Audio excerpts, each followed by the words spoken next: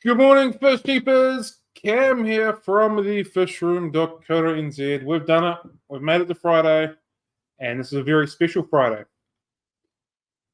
The coffee is good. I'm going to quickly flick my light off because it's already annoying me, and then we'll bring up our guest.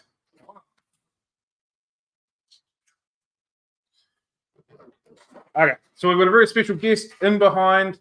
We have Heiko with us. It's a little bit noisy where he is, so we may struggle with a little bit, but we're going to see how we go. So we're going to bring up John. And we're going to bring up Heiko. Okay, I can hear you, yes. You can hear us? Yes. Good morning. Cool. Thank you very much for being on with us. We really appreciate it. Okay, are you able to tell us how you first got involved with fish and nature? You know, I love nature. This is the nature people still don't understand. Nature is our best teacher. My daughter now is 13 years old. She made 7 expeditions with me. And she learned so much on these 7 expeditions that she's by far now the best in the entire school. And she speaks fluent 6 languages. Wow. And is learning 3 more right now. I just saw her today. She's learning Latin, ancient Greek, and Mandarin. Mandarin, wow. And I was surprised because I talked to her in Japanese and she answered me. And I said, I wonder, where did you learn Japanese? She said, I learned it from the internet. Wow. So anyhow, I'm a very proud father because she's super intelligent. She follows my mother, her grandmother. Mm-hmm. And I asked her, Amanda, why are you learning so many languages? She said, okay, my grandma spoke 13 languages. And I will do 15. I want to do 2 more than my grandmother. Ah. Cool. Very proud. Very good. Yeah. What's your earliest memory of being involved in aquatic life? In what? In fish and waterways and streams and rivers. Involved in what? Aquatic life. I didn't hear you well. What did you say? You asked me if I was involved in what? No, we asked how old were you when you first began involved in underwater world? This is really terrible. Yeah, the question is on the screen. Before I was understanding very well, and now I didn't understand. Sorry. If you look on the screen. If you want to know, I'm up to 2 more expeditions now in May and in September. In May again to the Amazon. I have to be every year in the Amazon because this is where I learn most. And then 1st of September, Papua New Guinea. These are the 2 secure upcoming expeditions. The Chile expedition was fantastic, but there are very, very, very few fishes. I found the most southern fishes in the hemisphere there, galaxias. But I wanted to find the most southern catfish, and I was unable to. I didn't find it. So that happens also. Yeah. Will you go back there to look for it again? Will you go back there to look for it again? Can you repeat what you just said? Will you return to look for the catfish? You want to know the time? It is 7 minutes after 10 p.m. here. Okay. What time you have? We have 9 o'clock, 7 minutes past 9. So I don't know where you are living. Can you see the question that we put up on the screen?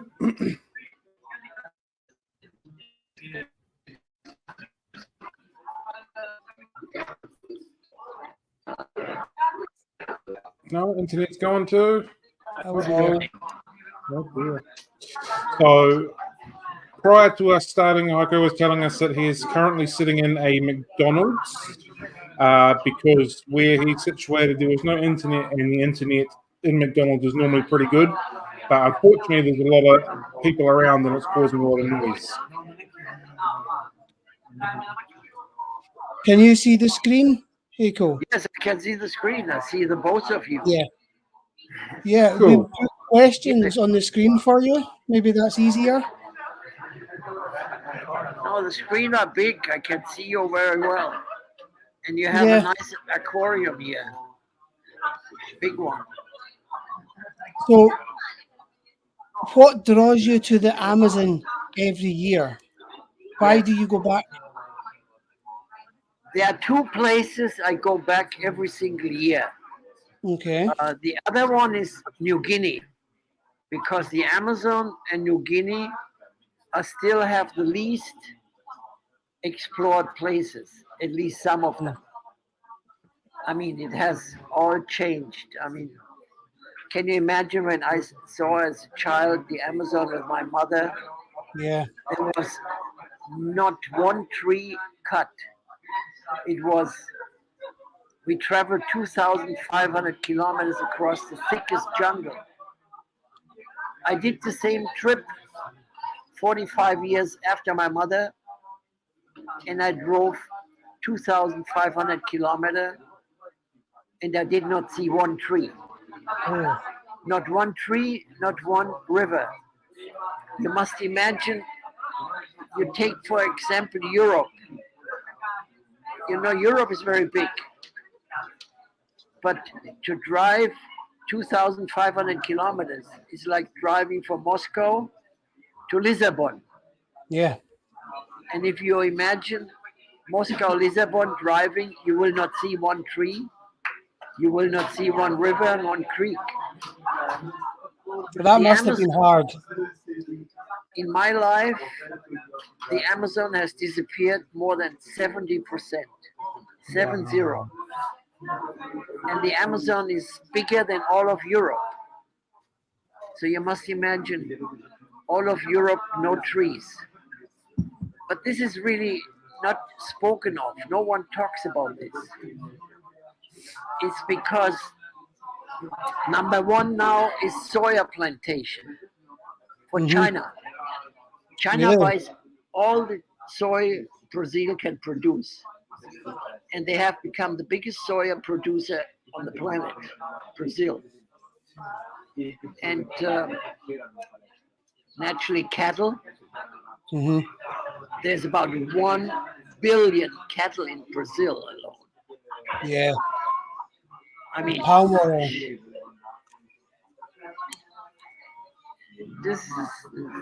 there's nothing we can do. Everyone wants to protect this planet.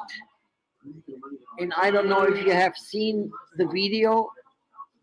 There are two YouTubers from Chicago. They made a movie with me 2 years ago. Oh, and yes, I did. You saw that? Yes, the two young guys. Yes. I told them I only make this movie with you if you don't cut anything. And if you had a chance to listen to it, I condemned all the organizations on this planet, like WWF, like Greenpeace, like National Geographic, Animal Planet, whatever. No one gives a fuck. No one cares about it. They talk about it in the media, and they make people believe that it's all nice, but it's not the truth. It's not the reality. No. So they did not cut anything. They have and it was in no time visited by more than 2 million people. Hmm. I mean, hardly a movie is visited that much. And it's 1 hour and 7 minutes. Yeah. Cam, I'll find that and I'll link that to you. Yeah, Yeah, please. definitely. Yeah. That was very good. Now I can hear you both a little bit better. Okay. Oh, that's So good. what I'll do is I'll ask the question, but I'll bring it up on the screen as well, just in case you can't quite hear as well. Okay. So, how did your family, especially your mother's legacy, influence your path to studying biotopes and discovering the tropical fish species in them? It's on the screen now as well. Well, I mean,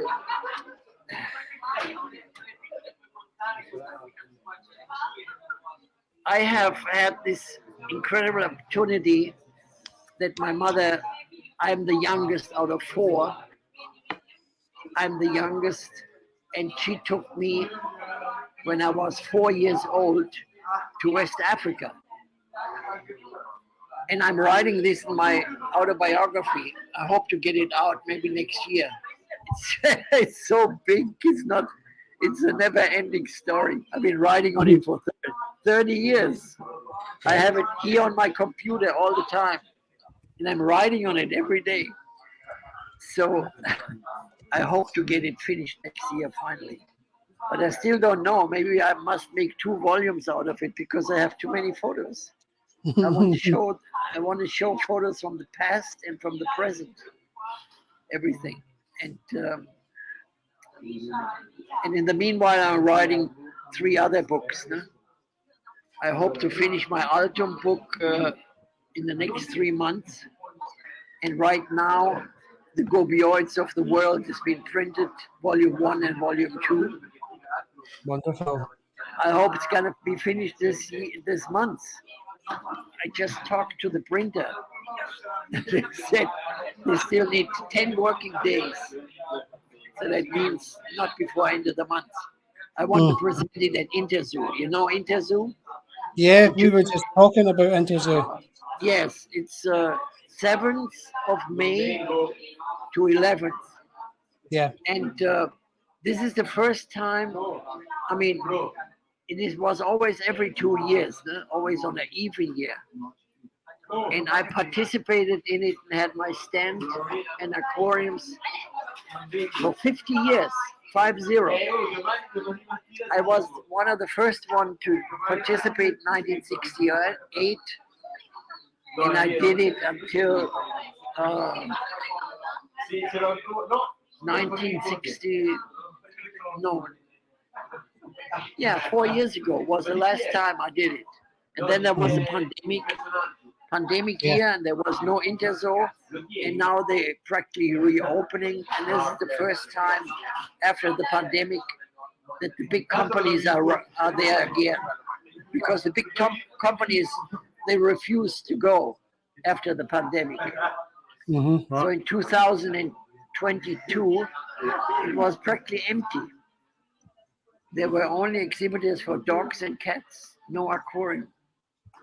And the original Interzoo created by my mother was in 1952, was only fish.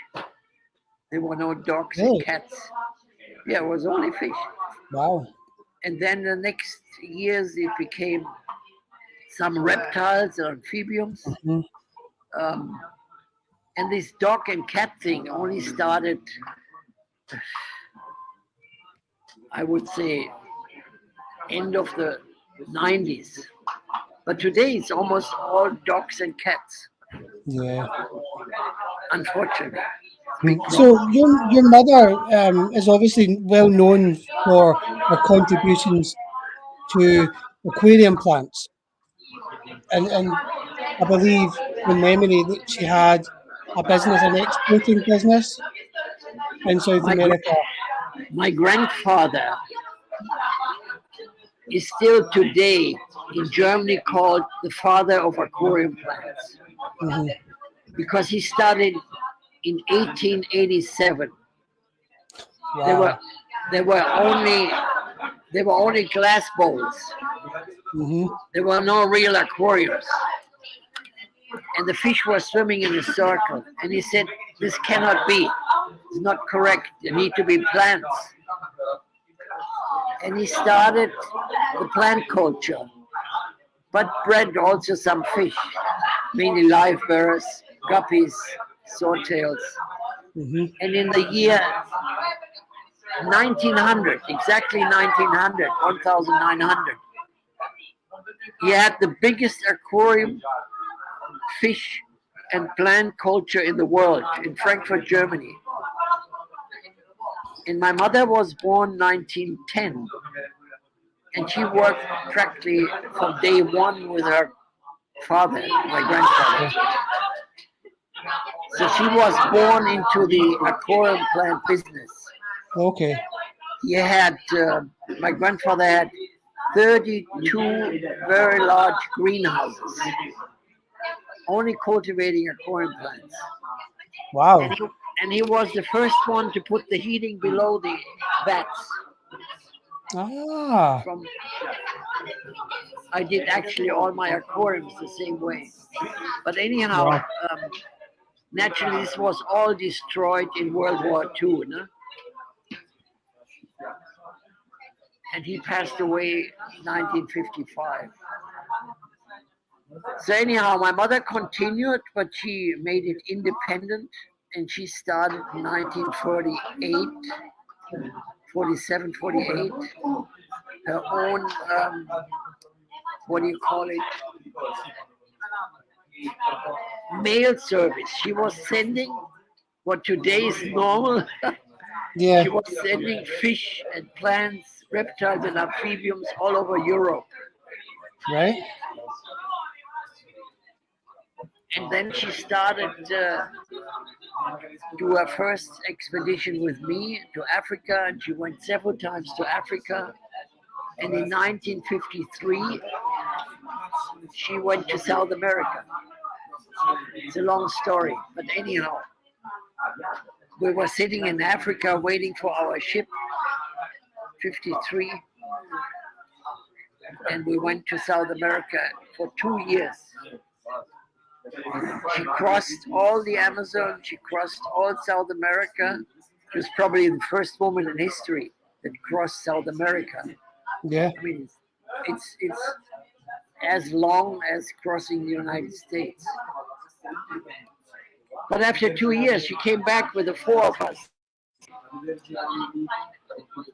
You should read her book. She only wrote one single book. It's a handbook. It's called Ichthyologist, River of Hope. It was her preferred river. It's the river that makes border between Brazil and Bolivia. Okay. And we lived there 6 months with the cannibals.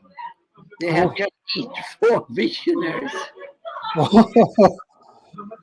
So anyhow, at this place, she discovered 60 aquarium plants, all new, which today you find in every aquarium in the world. Every one.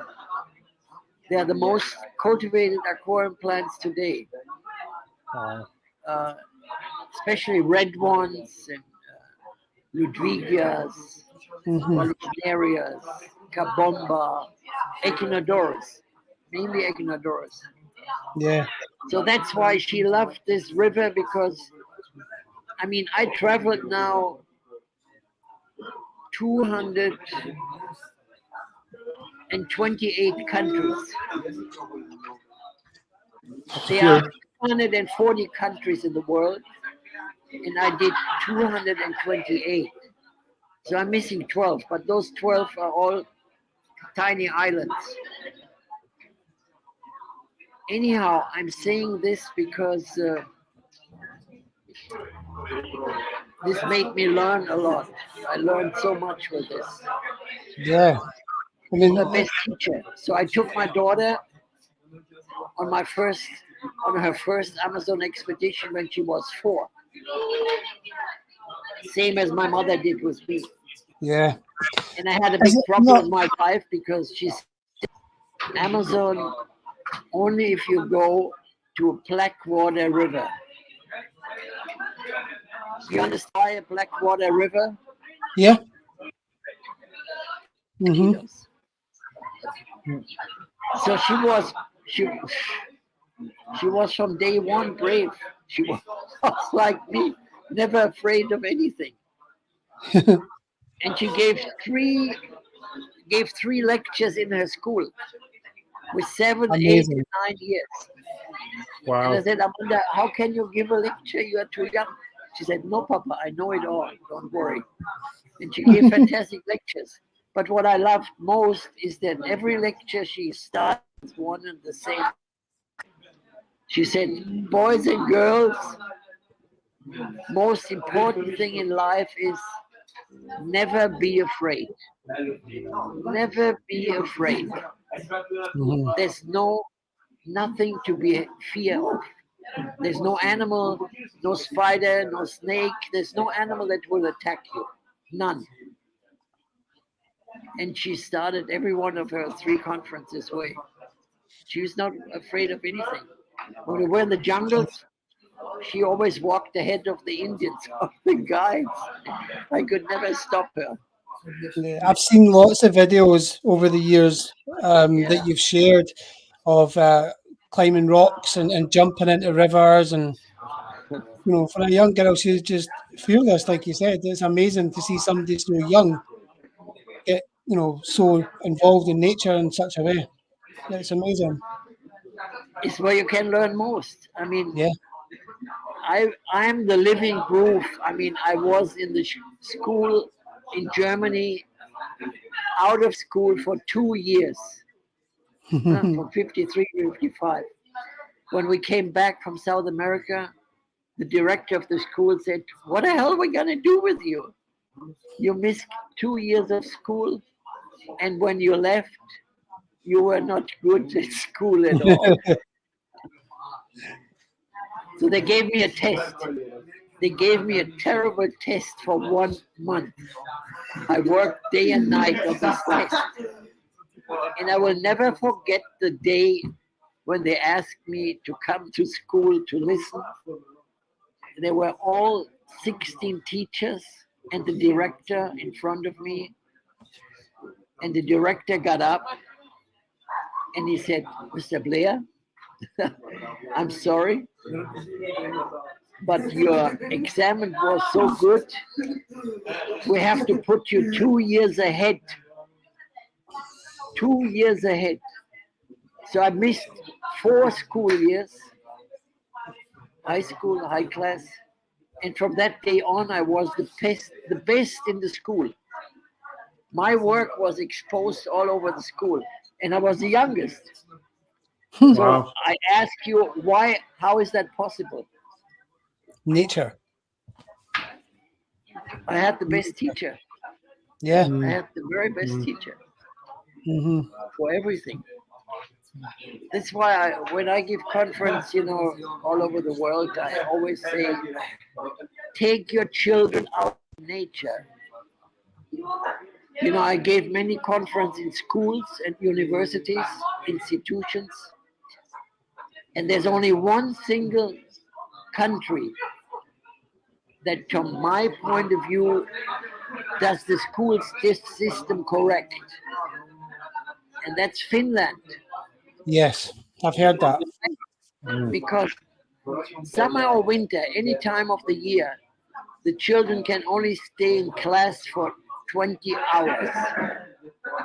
The other 20 hours, they have to go out into nature. If it's raining or snowing or if whatever. So they spend half of their life in nature. It's like I did. Yeah, So they learn most. it's far This better than system, sat in and I front of a see it from screen. my daughter here in the school in Italy. The system of schools is not good. It's really not good. My daughter is the best in her school, like me, I was. But she comes home and has homework to do, and is it, Papa, I really hate the school because they don't teach me anything new. Everything they teach me, I already know. Hmm. So why the hell I'm going to school? I know it all already. So that's why she does her own teaching. Huh? Like I said Mm. before, she Yeah. learns Latin, learns ancient Greek. She said, I don't want to learn Greek. I want to learn ancient Greek because that's the origin of all languages. That's right. Yeah. And, uh, and naturally Latin. Hmm. So, so I'm very proud of my daughter. Very proud. I don't see her very much. Rightly so. Huh? I Can you don't see share her very some? much because we are now divorced for 4 years. Oh, Yeah. And my ex-wife, she tries everything to keep her away from me because she knows Amanda loves me Hmm. and she wants to hurt me. Oh. Typical woman, huh? Hmm. They're never happy. They're never happy. can you share some advice from your mother that has guided your career? From your mother that has gained your career. Well, as I said before, no? My mother took me out in the jungles when I was age 4. So she trained me naturally. And she trained me also with all the aquarium plants and with many fishes and with snakes and reptiles, amphibians, everything, plants. You know, there are many plants named after her. Bromeliads, orchids have her name, and naturally aquarium plants. And the nature, her, she trained me now. You know, I worked in America 6 years, and I went South Florida University for 2 years, and I worked at Gold Fish Farm. At that time, was the biggest fish farm in the USA, and the owner originally was Ross Sokolov. He was like a father to me. Okay. He came also to see me in Italy, and then the Gold Fish Farm was bought by Herbert Axelrod. Hmm. But this guy really made it terrible. But I had the advantage that they built a greenhouse for me, and I was cultivating aquarium plants and breeding fishes no one had bred before. So it was good. And at the same time, I went to the university. I studied ichthyology, phrenology, and oceanography, and so on. Good. So I got trained by my mother, by nature, and naturally by myself. The same Amanda is doing now, and I'm very happy. I mean, she has the name of her grandmother, Yes, Amanda. Amanda Flora Bleher, same name as her grandmother. But the most peculiar thing is that she was born almost exactly 100 years after her grandmother. Wow. So her grandmother was born 1910, and she was born 2010. Hmm. So it's Wow. 100 years.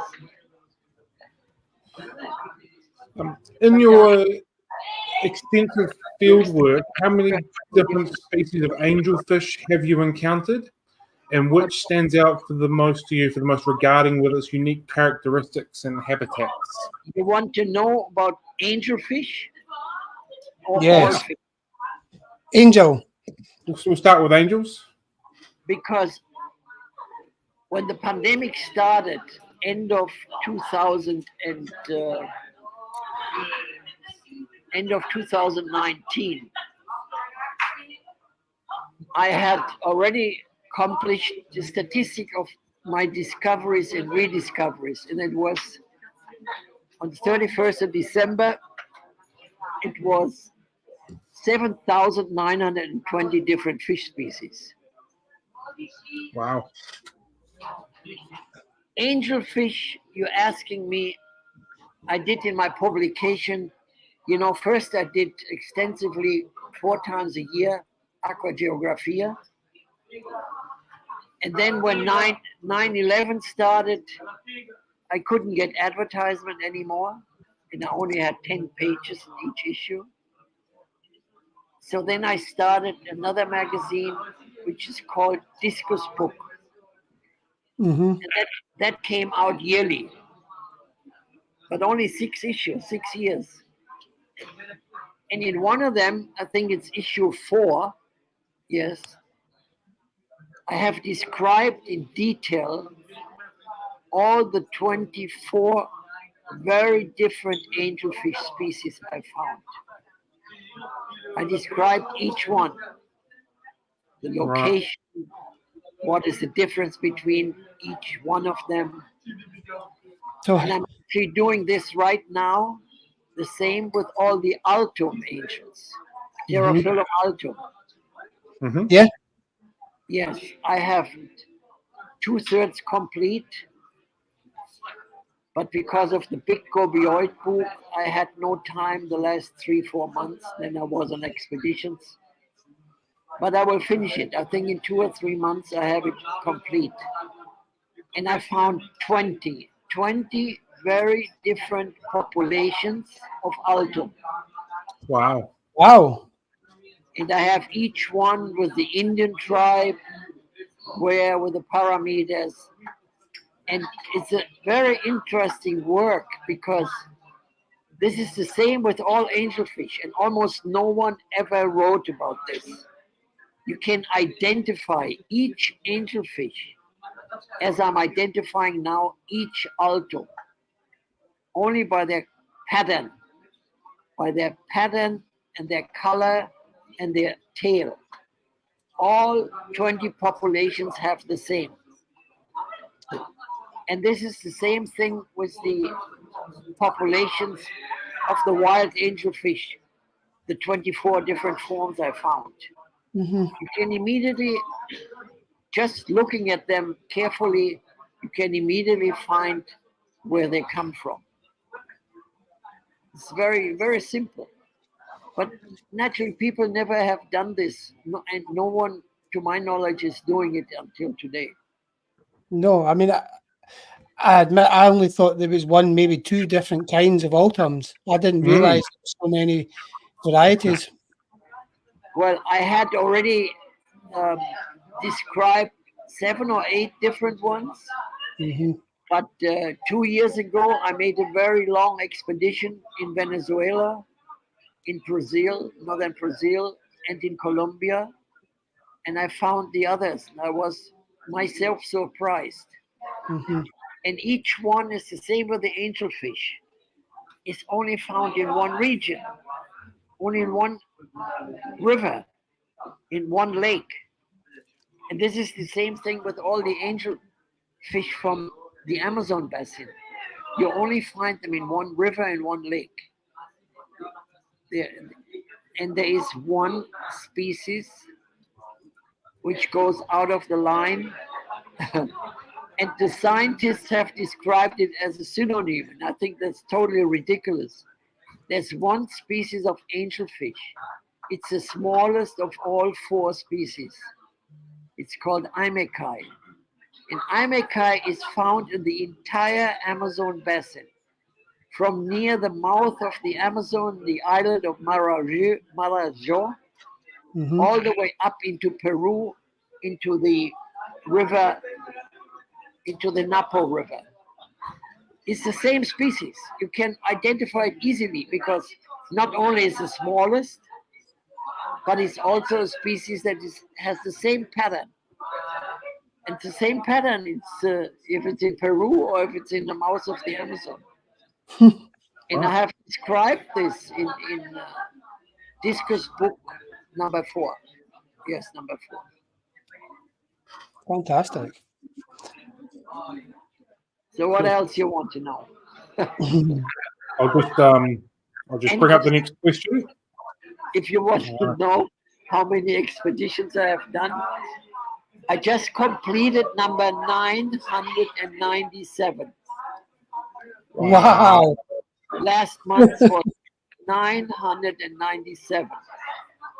And this in 228 countries. I don't think there are many on the planet who have done this. No, I don't think so. Maybe no.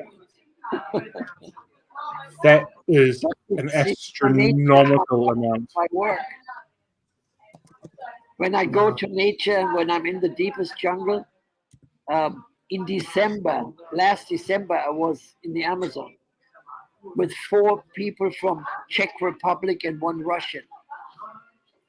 And I couldn't believe they could make it because we walked for 2 days and nights across the jungle, 32 kilometers. And I was the last one because not only it was very tough walk, up and down, deepest jungle, no path to walk, just wild nature. And I photographed so much, and I collected so many species. Anyhow, the Czech people, they managed to do it, but they were not so interested in the fish and the plants.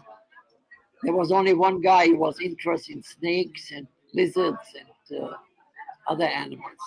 Ah. But this was in December, no? So just back to the angelfish. Given the pressures on the natural habitats, what conservation efforts do you believe are critical for protecting the natural population of them?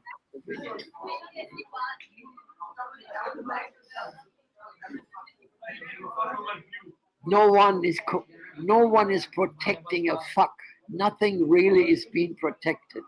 It is only on paper, and the governments restrict the exportation, like Colombia, Brazil mainly.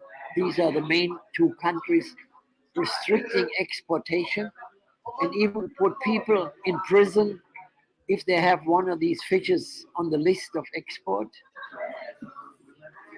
But this is so ridiculous.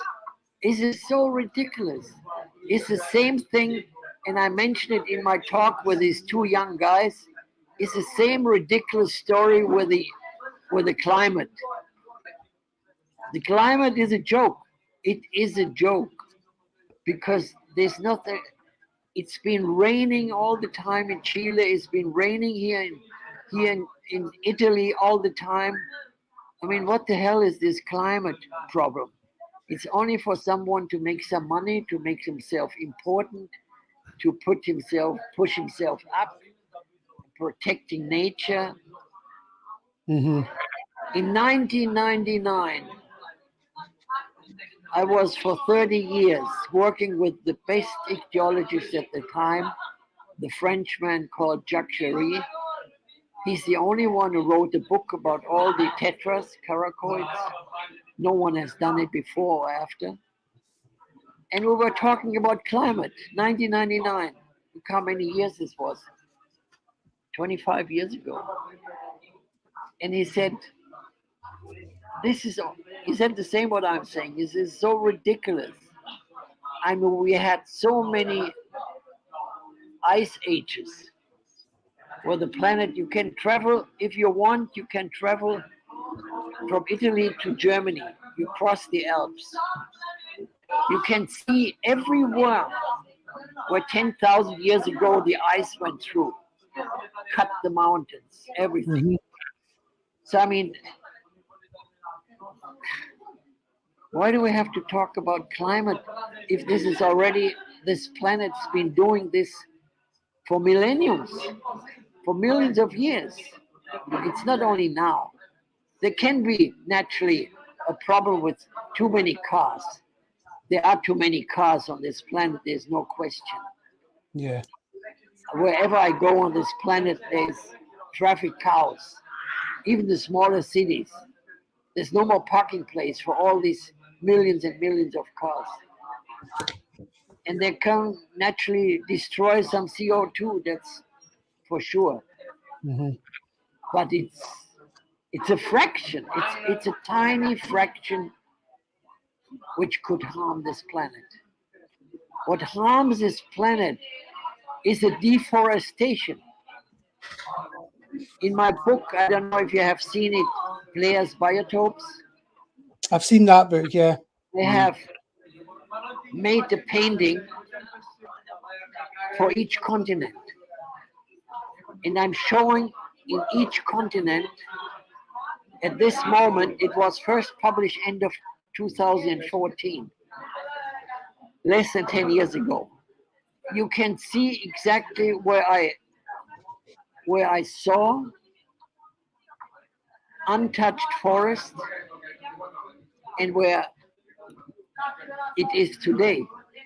I show photos in this book. And you can see how much they have erased, they have cut. Only 2 examples. I traveled all of Africa, 50 countries, everyone. And I have done 1998, the country called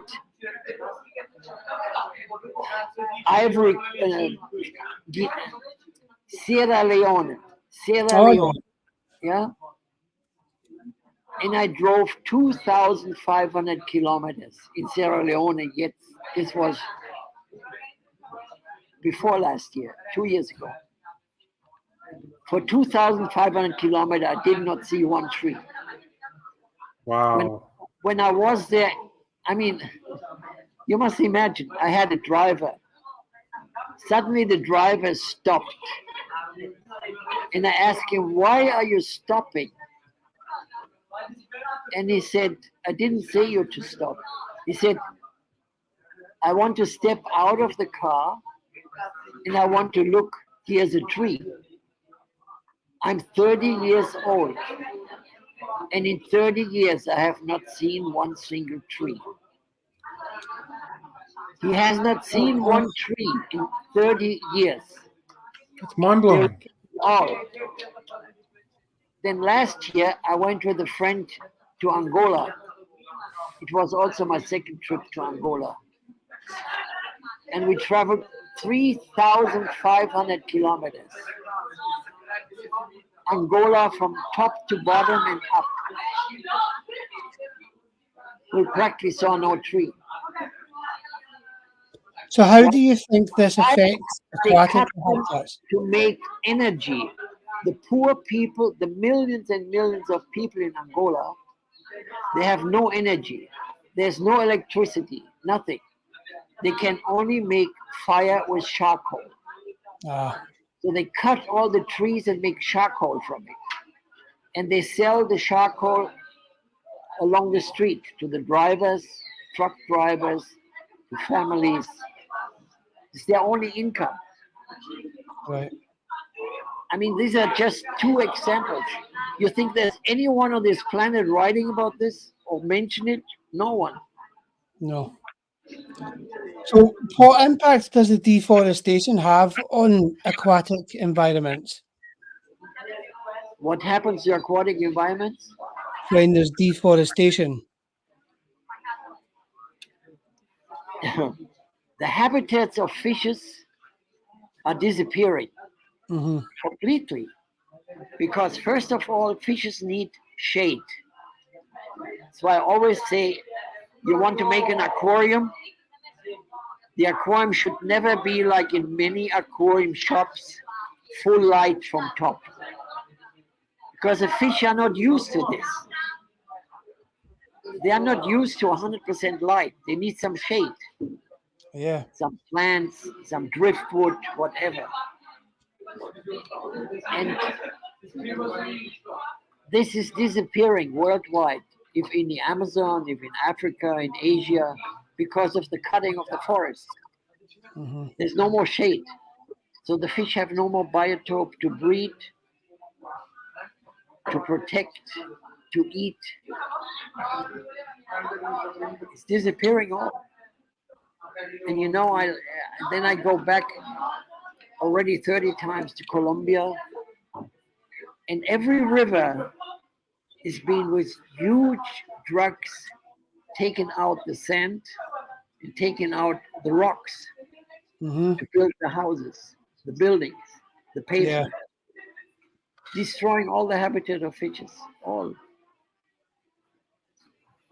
It And must be then heartbreaking when you're the fucking government prohibits the export of fishes.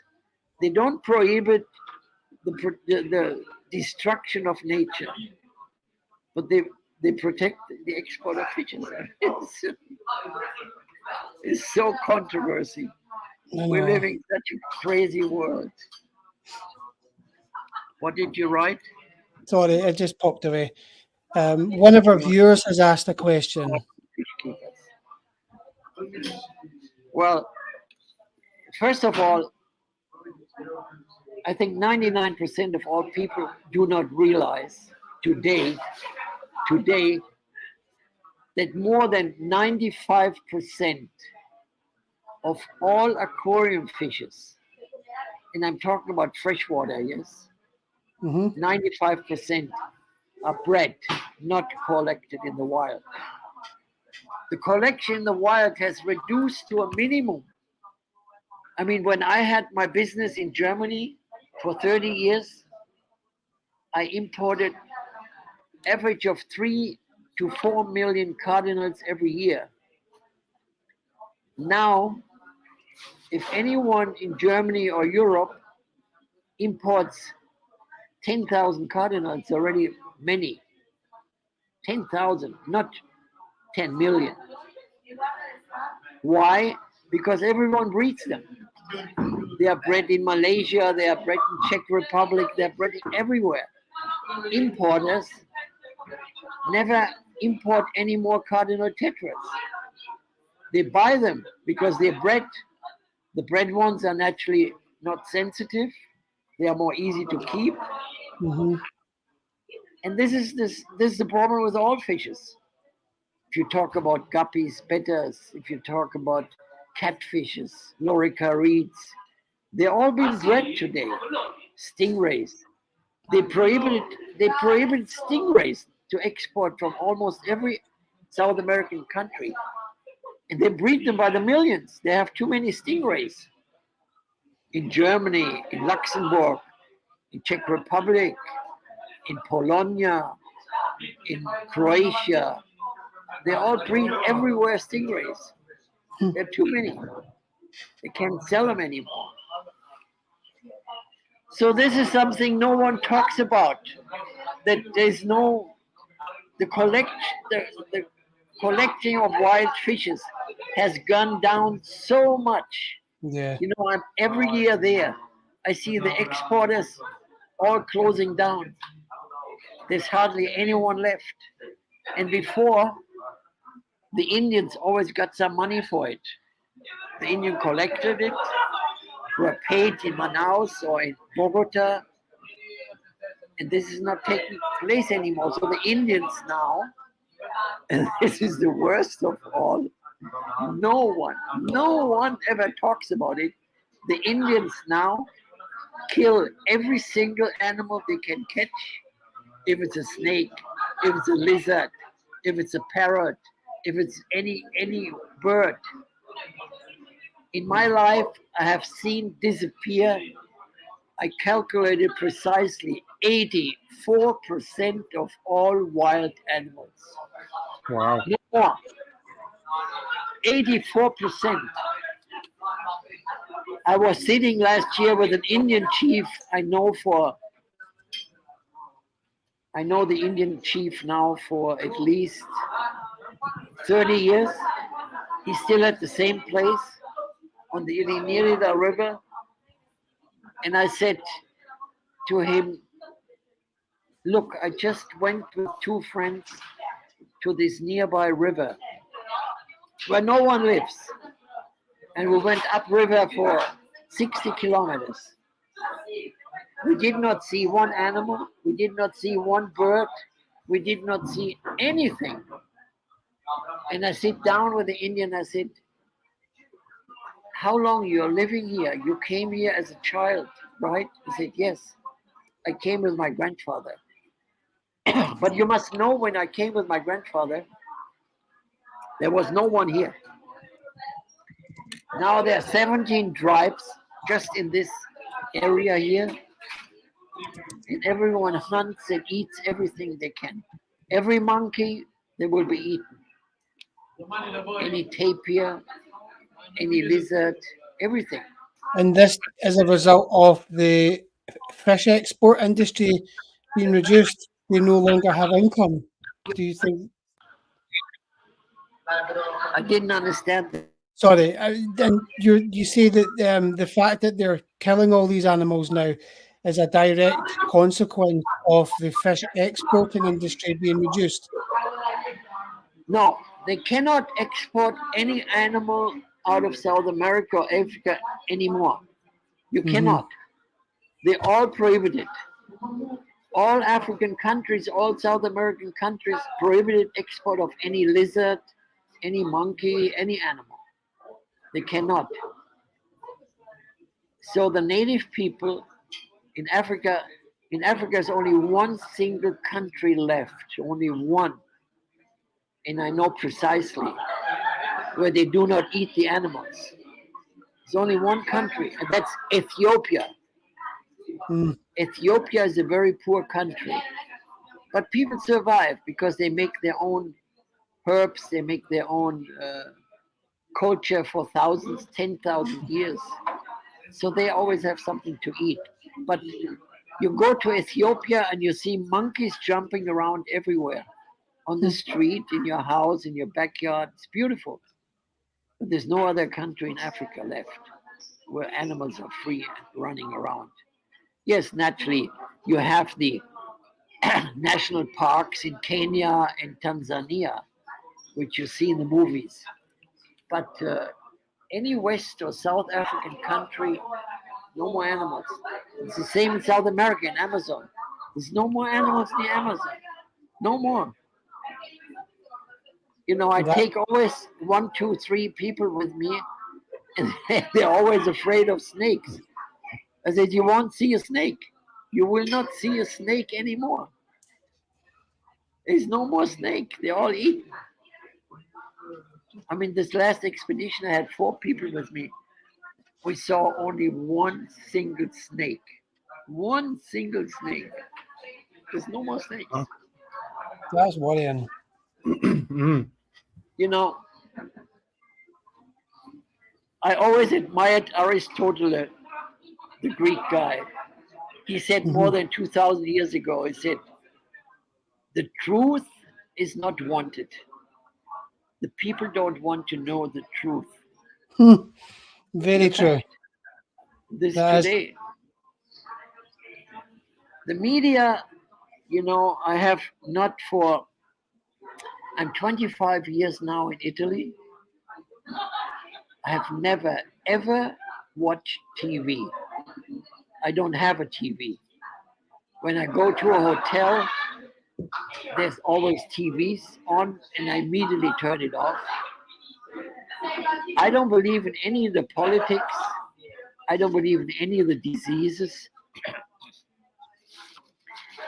I don't know if you have read my Discus books. Discus book volume 1 is about the Amazon.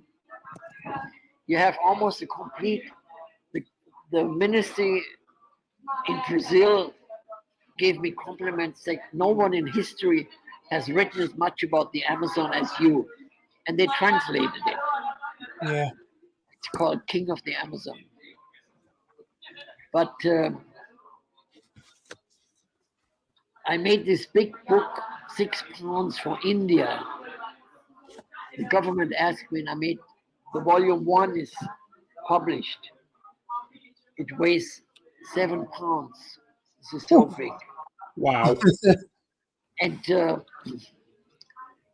unfortunately, I made it for the government, and they had me to take out all the bad parts where they're eating all the fish. Because in India, as in the Amazon, as everywhere now in the world, they eat the smallest fish. The fish that are 1 centimeter, they eat it. And they Really? catch them by the hundreds. And this is the same in Angola, it's the same everywhere. So the native people who cannot export any more animals, they now eat the animals everywhere. In Indonesia, maybe not in Australia, but then in Australia there are not so many animals. But in Indonesia and Malaysia, in all South and Southeast Asia, they eat everything. Everything. Crazy. Smallest fish I eat. I asked him always, I said, what do you got there? He said, well, if I catch a few hundred, I have a little bit for my pen. Mm. We've got another question from one of our watchers. There are reports of a fourth, excuse me, butchering these words, Parachurodon, that you discovered in Rio Puris circa 2006. Whatever came of that? It's a very, very terrible story. I found this amazing fish. I mean, I know the biology, the reproduction, and I know where the wild cardinal tetra parachirodon lives. Because I've been to all these places. In Brazil, in Colombia, in Venezuela, everywhere you can find in the blackwater cardinals. Mm-hmm. But before my discovery, you see, the Amazon is the biggest river in the world, no? And the Amazon is white water. And the Amazon River has practically, you can say practically only big fishes. I mean, the smallest fish in the Amazon is maybe 4 or 5 inches. They're normally much, much bigger. So a small fish like the cardinal tetra was never able to cross the Amazon. So they're only living north of the Amazon River in Brazil, Colombia, Venezuela, in the Blackwater. Never ever in history was found one south of the Amazon. And I found this very special cardinal tetra parachirodon south of the Amazon in the system of the Purus River in a very, very tiny creek. I mean, it was amazing. It was only in this creek. And I walked, the creek was not flowing, not in the summer, not in winter time there, because I was there twice. And it was always there. And contrary to all the cardinal tetras, this tetra, he lives in very small schools, only 3, 4, 5. Cardinal tetras in nature, anywhere in the other areas, they school. There are hundreds or thousands together. Not like Hemigrammus blairii, not schooling as much, but they are schooling. And this, what I found, had a different color pattern. And the greatest man who worked all his life on caracoids, tetras, Jacques Géry, my dear friend, late. He died, 4 years ago or 5? Prostata cancer. And he said, Heiko, you found a new species. I describe it. And he did describe it. And this was actually shortly before his death. And he handed all the papers of at least 60 new species I found, and he was describing to a man called Saske in Dresden, Germany. His wife delivered to this man. And they are sitting now in the museum, in Dresden. No one is working on it. Hmm. No one. So I don't know if they ever will be described. But the paper was there. I asked the man in the museum, you must have the paper because Jacques Géry, I saw, he had described it. It was not published, but it was described. So there are many species which will probably never be described. Mm. But it Yeah. was very, very, very beautiful fish. I think it was the most beautiful of all 4 species. Can you describe the characteristics of it a little bit? Beg your pardon? Can you describe the characteristics of it? Well, the characters is like you must take those guys who know it all. Everyone said it's a cardinal tetra. I said there's no cardinal tetra found south of the Amazon. First. Secondly, the pattern, it is the most red of all, but the interesting part of it is, I don't know if you know Hemigrammus blaieri, Hmm. the ruminous tetra. You Yeah. know the red stripe goes from the head almost all the way to the dorsal fin. Right. Rhodostomos, the normal ruminous, doesn't have this. It goes all the way back here. And it's the same with this cardinal tetra. The red, the fully red, goes all the way back here, like an arrow. You can see it in some of my photos. It goes narrowing down to the back. So it's a different red pattern than all the others. Wow, And then very the cool. neon stripe is the longest of all. And in addition, this grows very large. I found them with 3 inches, so 7.5 centimeters.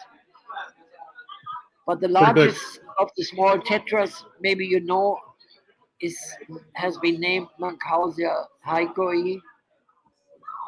This is the largest of all tetras that grows to 9 centimeters, almost 4 inches. Wow. Big fish. Mhm. And I have a friend in New Jersey. He's trying to breed them. So far, I think no one has bred this fish. It's for me one of the most beautiful tetras and large. Mhm. There are nice photos in my book, Players Discus. Yeah.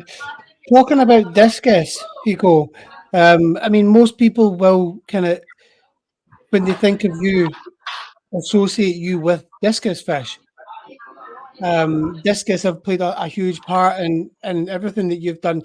Can you explain how you came involved with discus, how you first discovered them as a species? No, I did not discover. I discovered only different populations, Yeah. like now with the altos. But I made a scientific work with one of the best molecular ichthyologists. He's here in Germany. I mean, he's in Germany, Axel Meyer. I made expeditions with him to Central America. He's the number 1 in the world for molecular work, DNA. Okay. And he has a huge installation in South Germany, Constance, with about 500 aquariums. And he described many species. But he always tells me, Heiko, you know, DNA cannot classify really a species. With Really? the work, molecular work, you can only define how old the fish is, how many years it has, Right. 10,000, 20,000, or whatever. That's why I refuse the species description in my scientific journal, which I did for 27 years, Aqua. We never accepted a work of a new species with DNA. Never. Right. Because it cannot define the species. But young people who are starting off, they think naturally they know all. And I was at the conference in Brazil There was one of these young guys, he said, I was the only one telling him, you really fuck off, because he wanted to classify the tetras into 30 some families. I said Jacques Géry had already defined this very clearly. And you now want to just break this all apart. You have no evidence for it. So anyhow, I'm not going to go into detail of this, but DNA cannot classify a species. That's all I wanted to tell you. So when you have visited, Oh, you were asking about discus. I'm sorry. no, it's okay. In my volume 1 of Bleher's discus, I have classified 380 different populations of discus. Wow. You can see 380 different discus in this book.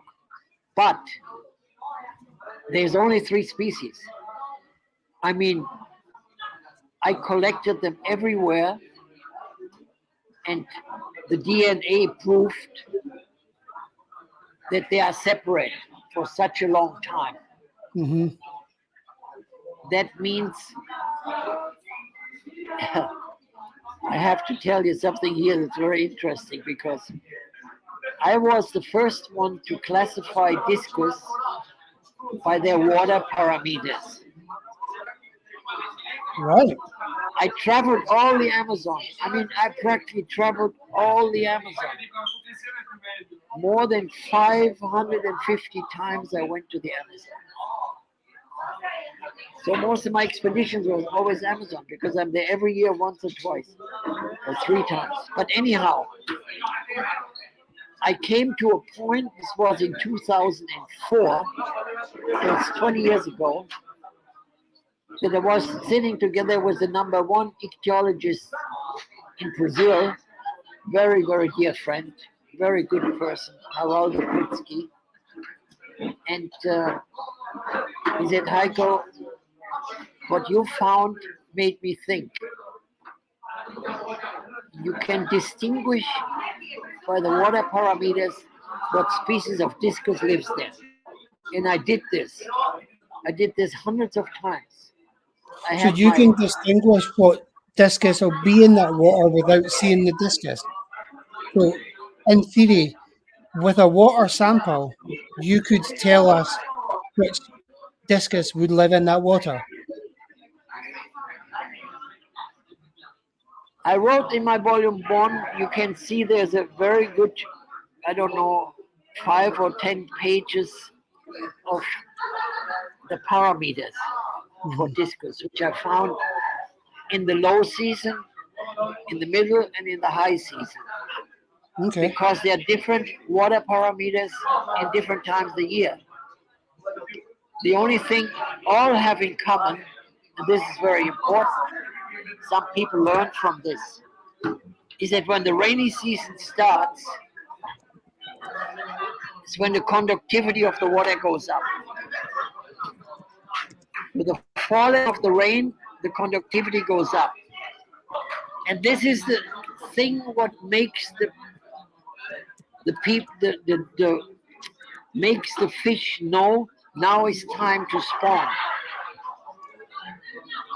It's like, and this can be often before the rainy season really starts, because the fish know much earlier when the rain starts than the people who make give you the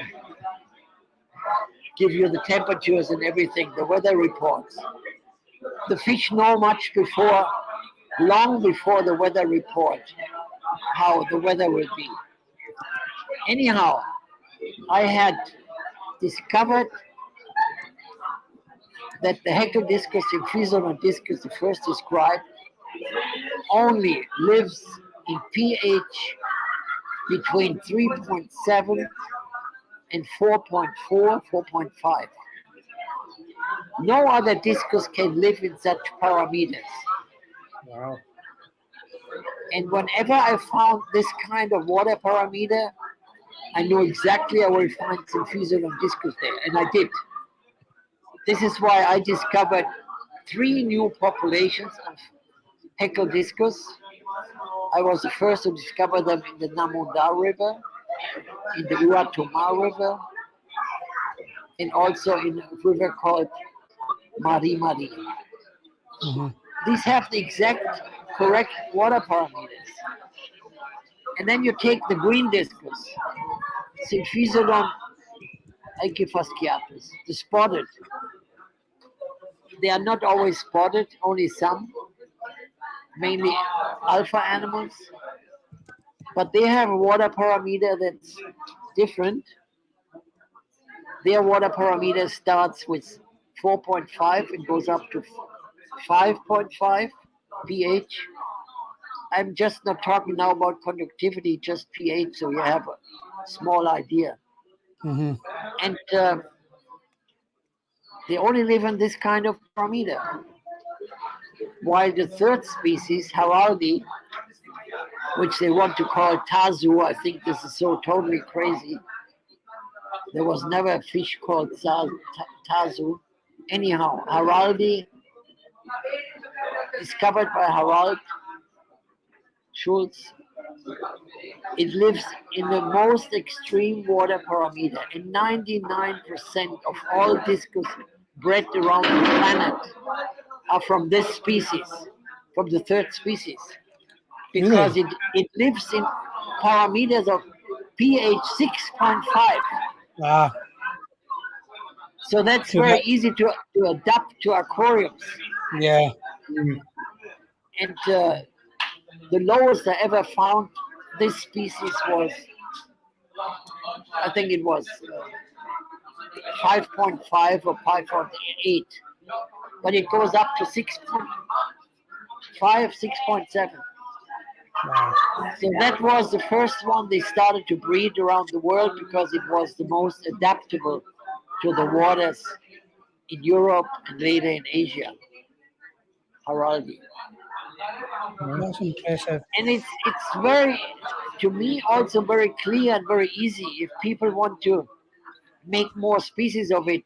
I mean, there probably will be, if the nature remains not totally destroyed, maybe in 20, 30, 40, 50,000 years or more, there will be more discus species if they can survive in nature.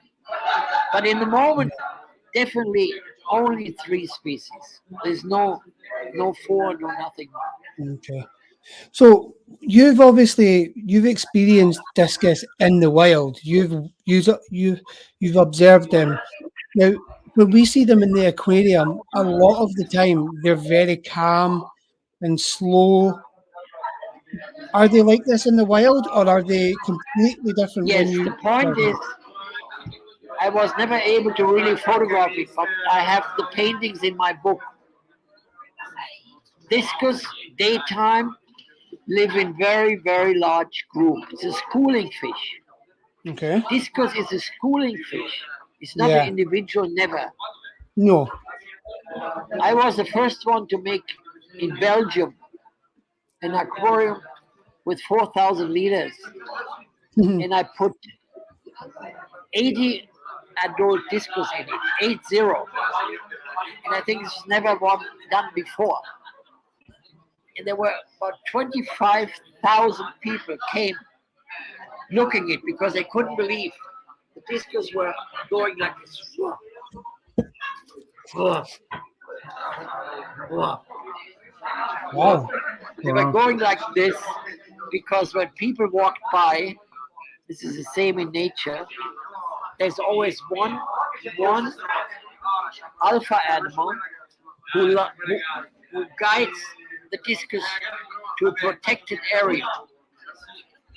So in aquarium they do the same. When you have such a big group like I have done it, they just went all into one direction. It's a schooling fish in nature, and I have seen it. I have seen schools of at least 50 but I have also seen schools of at least 1,000. Wow. And actually, Wow. one time I saw a school of about 600, and I was the first one to start to do night collecting, because at night time, discus goes, like you said before, they go to a very quiet area. Discus never, ever live in running water. No river which flows pretty fast, there's no discus. Right? Discus are never near a waterfall. When you find a waterfall, you must go many kilometers south before you find a discus. They actually in nature hate running water and they hate waterfalls because they are quiet fish. And one time I was with two Belgian friends and they wanted to see it, so we dived. And there was a large group of more than 600 at daytime. And we had a 60-meter long seine, a very long seine, 6 meters high, and 60 meters long. And we seined all these discus, and we got in one seining 500 adult discus. This is something most people also do not know. Discus, you never catch small in nature because Really? they grow up in the flooded rainforest, protected from any predator. And no one can penetrate the flooded rainforest to catch a discus. Yeah. And this is such a peculiar fish. It's really almost standing water. In lakes, in lagoons, I always go to lagoons which are separated from the main river, Yeah. and there I find discus. So do you think they prefer the still water because they prefer the higher temperatures? And if the water's not flowing fast, it'll build up temperature. You must understand in nature, the temperature varies very much from the high level to low level. If you swim in the water, you may be at 32 degrees, 33 or 34 on the top level, very warm. You dive 1 meter, 2-3 feet, and the temperature is completely different. Yeah. It's because even if the water is not flowing fast, there's always movement. There's always movement of water in nature. It's never 100% still standing. Okay. But these are movements up and down. They're not moving left and right. Mhm. This is very, very, very important to know. Yeah. And do you think are they very, in the aquarium they can be quite particular about what they eat, and they're renowned for being quite fussy eaters. Do you find that in nature they stick to one particular food source, or do they just take insects and fruit from the top? You mean what they eat? Yeah. Yeah, I have described this very well in my book. You can see it depends what time of the year, no? Okay. When you have the insects, the terrestrial, that you have to define first. Number one food of discus in nature, detritus. Detritus is the number one food of discus in nature. I opened hundreds and hundreds of stomachs. And most I found is detritus. The second most important thing I found is vegetable material. So flowers, leaves, seeds, fruit. They eat a lot of fruit in nature. There are many fruit living along rivers, Yeah. trees with fruit along rivers, and they fall into the water. Discus go there. I had so many times discus in my seine with lots of fruit, natural fruit. I mean, I was the first one to find a very interesting fruit, which no one at that time had used in the Amazon. It's called camu camu, with a C. Go to internet, search today for camu camu. Camu camu is a small round fruit, and this fruit has 60 times, 60 times more CO, Vitamin C. more vitamin C than the orange. There's much more vitamin C than the orange. You can now buy camu camu on the internet. They suddenly Yeah. started to have it. You can get it in powder form. However, Yeah. so that's the third important, and the fourth most important is then terrestrial insects, flies. You know, there's I think you call in America mayfly. Mhm. Yeah, mayflies. Mhm. Yeah. Mayflies only live one day, no? So they're coming out of their hiding places, and they all swim around. I have lots of photos of it. It's covered, and it's only at nighttime, not at daytime or when the dawn comes. And these mayflies fly out, and then they die, Hmm. and they fall on the surface of the water, and naturally also on the surface of the land. But when they fall on the surface of the water, you can see this is so crazy. You can see thousands and thousands of fishes coming to the surface to eat them. The mayflies is one of their main foods in nature. What are your thoughts on feeding beef heart to captive discus? Well, you know, it was not Jack Wadley. It was none of the guys mentioned in all the books. It was my father who taught me. My father was a trained butcher, and he had a restaurant. And my father and my mother also divorced after World War II. And I lived for almost 2 years with my father above his restaurant.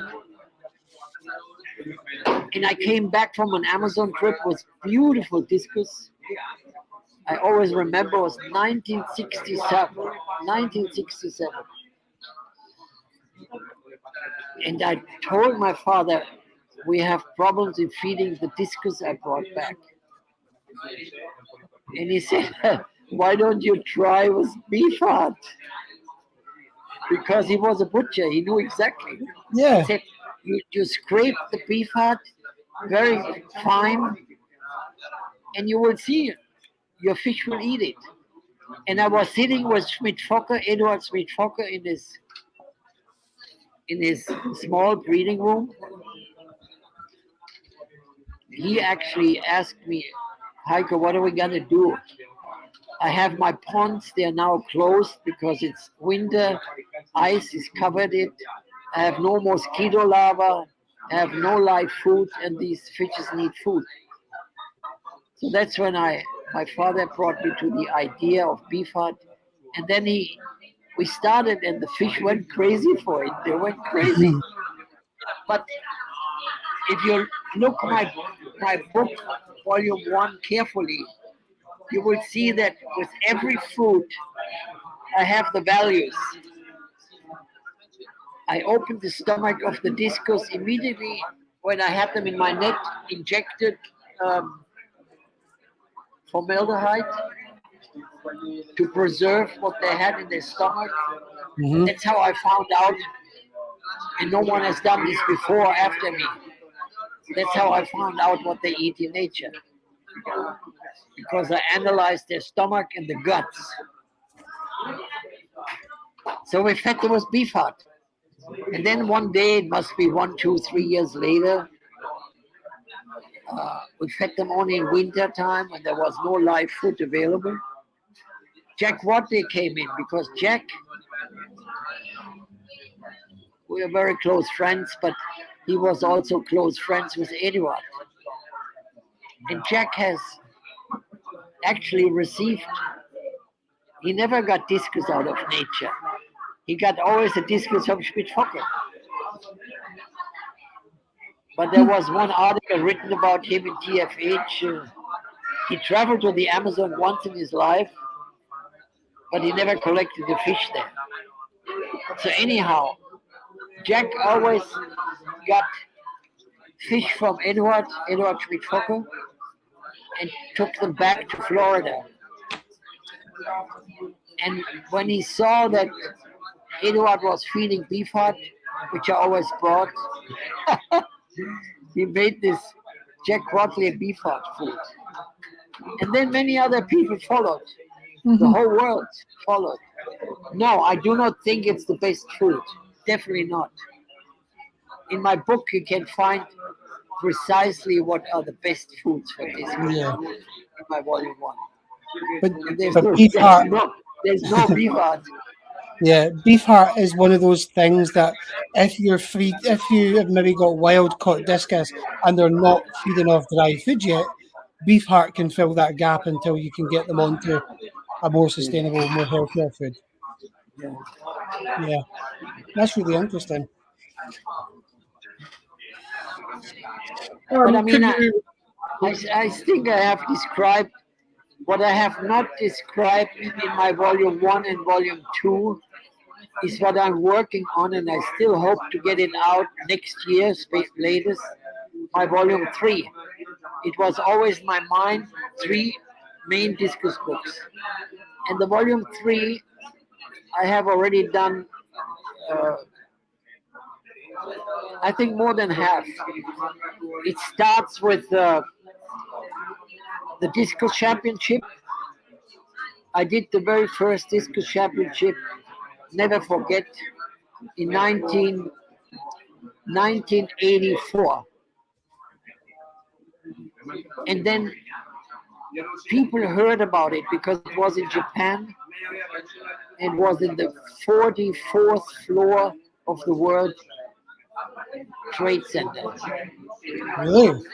And I had displayed 400 discus aquariums. And in 2 days to the 44th floor came 40,000 people. Oh, Anyhow, this is on the 4th floor. 40th floor. Anyhow, then suddenly they came from Singapore to Interzoo to my stand, because between 1968 and 2000,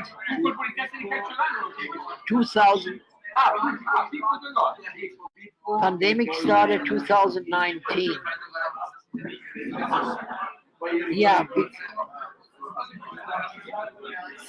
Yeah, I was now exactly 50 years at Interzoo with the stand. So 68 to 2018. 2018 was my last Interzoo. And they all came, and there came also the guys from Singapore. And they said, we want to do discus championship in Singapore. So I did for them the first championship in Singapore in 1989, 1991, and 93. So then championships started all over the world. Anyhow, the first part of this book is about championships, and I show the good and the bad people have done on championships with discus. And then I went into details of how a discus aquarium should be decorated. Which discus should be put together, wild versus tank breed, how to do a tank breed aquarium, how to do a wild discus aquarium. I always say the same. Never ever mix wild discus with tank bred discus because they have different bacteria, different parasites. This is where many make the error in aquariums to mix wild and tank bred discus. It can never work. And 9 out of 10, it does not work. Discus go crazy because they suddenly have a different world. I mean, tank bred discus are created in bacteria, parasites, in all things that the wild discus cannot take, and vice versa. So that's where people lose a lot of discus. And the aquarium shops, they don't want to learn. They just, I go in America into aquarium shops and I see discus only sick, only skinny. They never feed them, especially the young ones, because they don't understand that the young ones must be fed at least 6 times a day. 6 times, at least 6 times.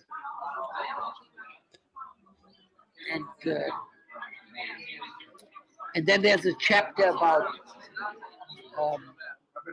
correct light, correct filter, correct decoration, what you should do, what not. And then I have written already a big chapter about breeding discus, breeding wild, breeding tank bred discus, not to mix, all details, so people can learn how to breed discus if they follow my instructions. And then there's a chapter about the destruction of the Amazon, the habitat. I show past and present. I have pictures from the first days I was there and for today. Wow. And So then at the end, I'm writing about the future of discus in aquariums and in nature.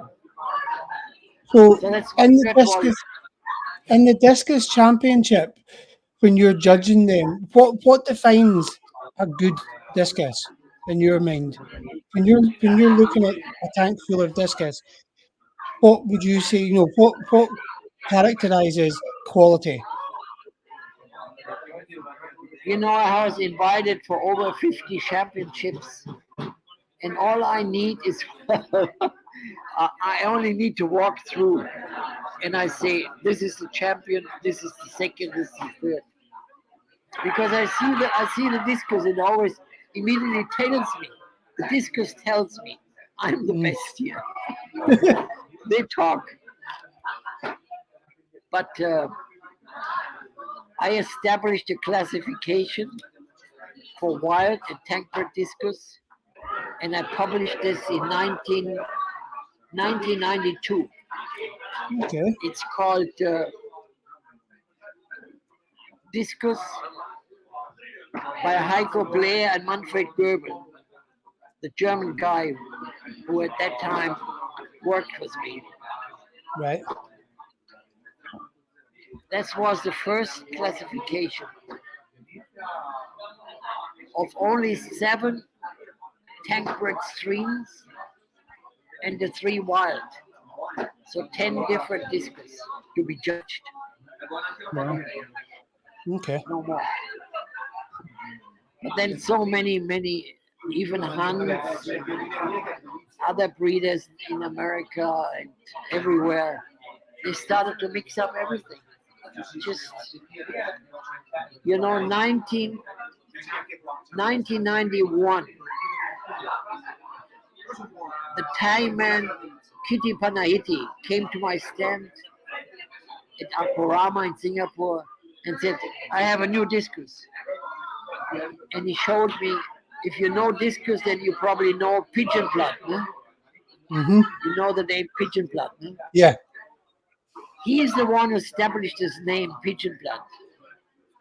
But everything called pigeon blood today of the tank breeds has really nothing to do with the original fish. Nothing at all. Wow. Only they're using the name hundreds and hundreds and hundreds of times. Because it's like with normal angelfish. They sell them as altum because they get more money for it. Mm. So for the discus, they name it pigeon blood, they get more money for it. But it's not pigeon. And it's not altum. That's why I'm writing this big book about altum. There's so much confusion in altum.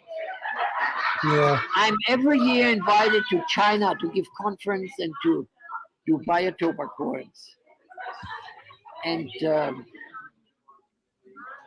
the last one was before pandemic time, was in 1990. And I wanted to do an authentic aquarium of a biotope of altums. But they couldn't import them because it was not allowed. So one breeder comes to me and says, I'm the only altum breeder in all of China. You can have my altums. And he showed me the fish and I said, I'm sorry. I will not put them in the aquarium because they are not altums. They are hybrids. They are hybrids. You cross them with normal angel. And this is what there has happened since all over the world, in Germany, in Czech Republic, in Polonia, in United States, throughout Asia. They breed Lara and Alto. This works. This is the same with the Heiko discus. What are some of the breeder. characteristics? What are some of the characteristics of a true altum? You will see in my book. You can easily see in my book. There's one character which I found in all, really in all 20 populations. They have 2 or 3 bands in the tail.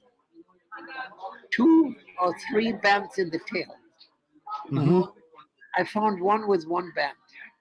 But any other angelfish you can see in my magazine, they have 8, 9, 10, 12, 15 bands. And each one of the species has its own bands. So the tail pattern is something really to look at. This is why you can see all those people who are selling altum and tell everyone that they bred them. You look at the tail, and you will immediately see that it's not altum. It's a hybrid. Because hybrids cannot bring this color pattern out. Impossible. Okay, so let's just shift gears a little bit here. Beg your pardon?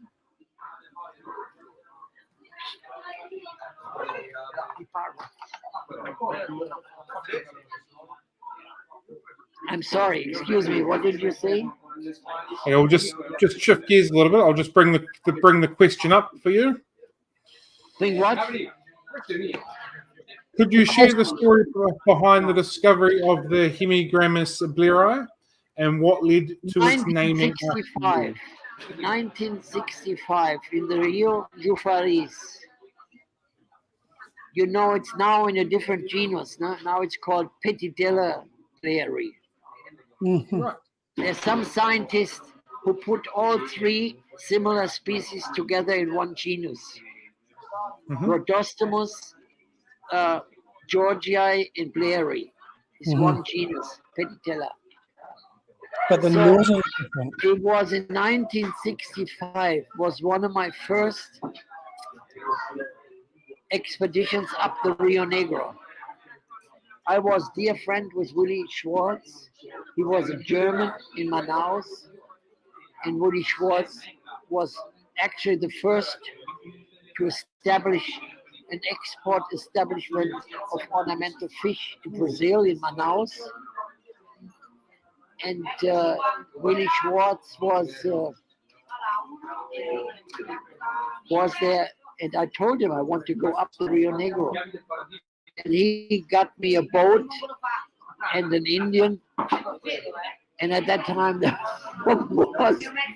was no motorboat. We paddled. Oh, So we paddled into the Jufaris. You know, the Rio Negro is the biggest blackwater river in the world. Is the fourth largest river in the world and the biggest blackwater river in the world. Mhm. And it's a very, very interesting river because you maybe have heard of the meeting of the waters, Amazon Yes. River and Rio Negro. Huh? But no one tells you about the meeting of Rio Negro and Rio Branco. Rio Branco is the most whitewater river in northern part of the Amazon. Wow. And when you get the meeting of those two waters, the color is unbelievable. It's really unbelievable. And I went above the Rio Branco. There's on the right side if you go upriver, on the left if you go down. There's a small river called Jufari. So we entered very deep into it. And there I saw these schooling fish. And you know, I brought them back to Manaus. And Willie Schwartz told me, but Heiko, this is Rhodostomus. I said, really, no. This is not Rhodostomus. This is very different. It has a red mouth, yes, Mhm. like Ruminos. But the Ruminos was collected in the mouth of the Amazon. And it still only lives there, in the very lower part of the Amazon. It doesn't live anywhere else. It's not a blackwater fish like Bleher. Bleher is blackwater, very acid. And Rhodostomus is actually clear water river. And Pedidella, Georgia, is also clear water river. Mm. So the best color and the most beautiful of all to me is the Bleher.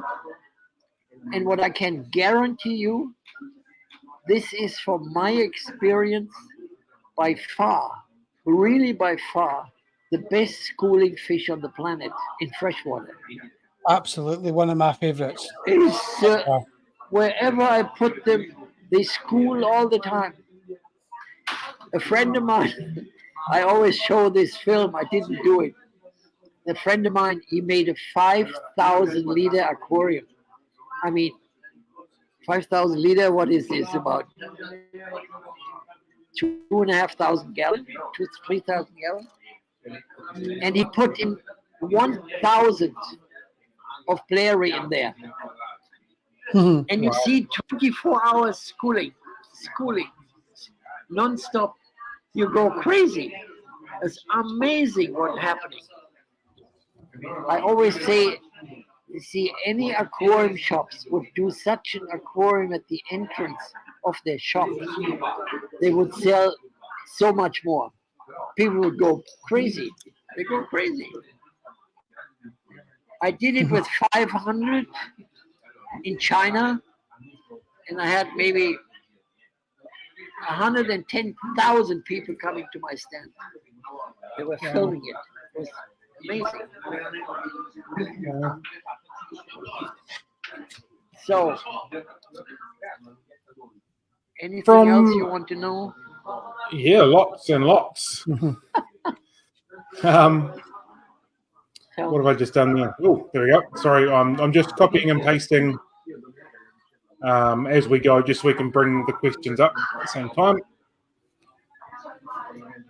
I still don't know where you are located. I'm in New Zealand. In New York. I gave 3 or 4 talks in New York, No, no. but not New lately. Zealand. New Yeah. Zealand. Yeah, New Zealand.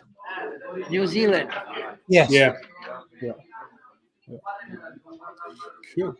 So, from your extensive field experience, how would you describe the natural habitats and the environmental conditions that support thriving The populations of natural them? habitat, first of all, it's black water, very acid. Always around 5.5, even down to 4.5.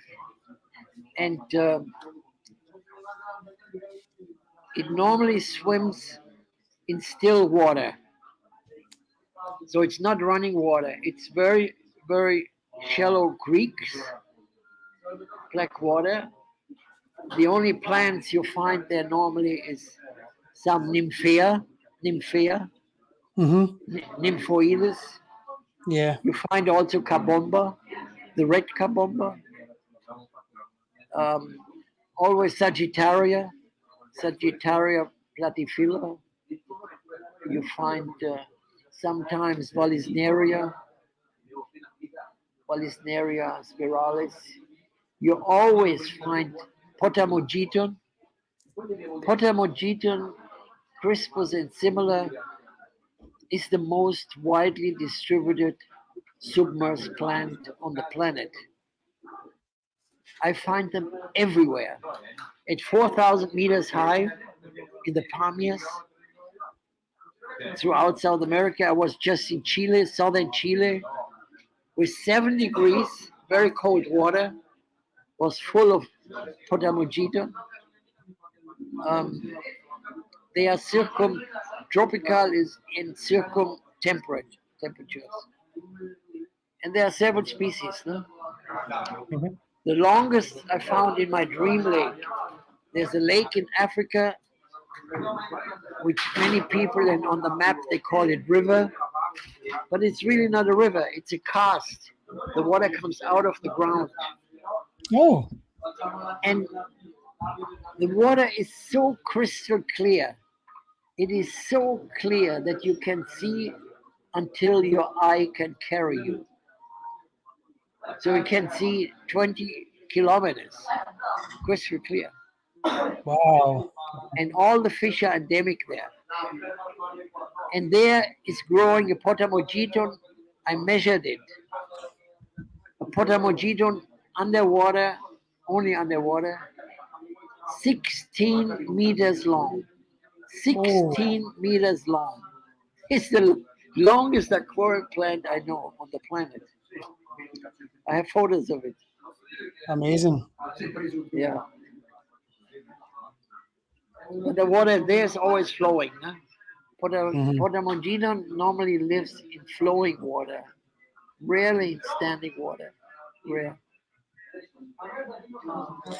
What other fish species do you tend to find with the Bleher in their environments? Beg your pardon? What are the fish species you find with Bleher? Yes. Yeah. Yeah, you find, first of all, always Decrossis filamentosus. You know Decrossis filamentosus, yeah? Mm-hmm.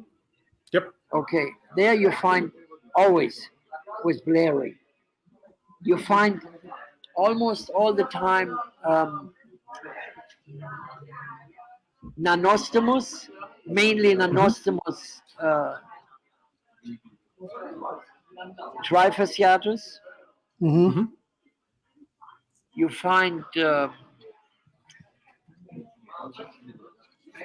trying to want to tell you the features that are mostly always found with them. Almost always find Apistogramma menesi, Right. Yeah. and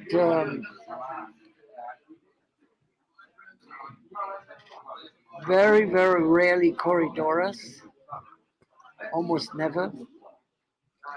But you find Ancistrus, Mm-hmm. Ancistrus terminki, you know, the sucker mouse. Yeah. And you find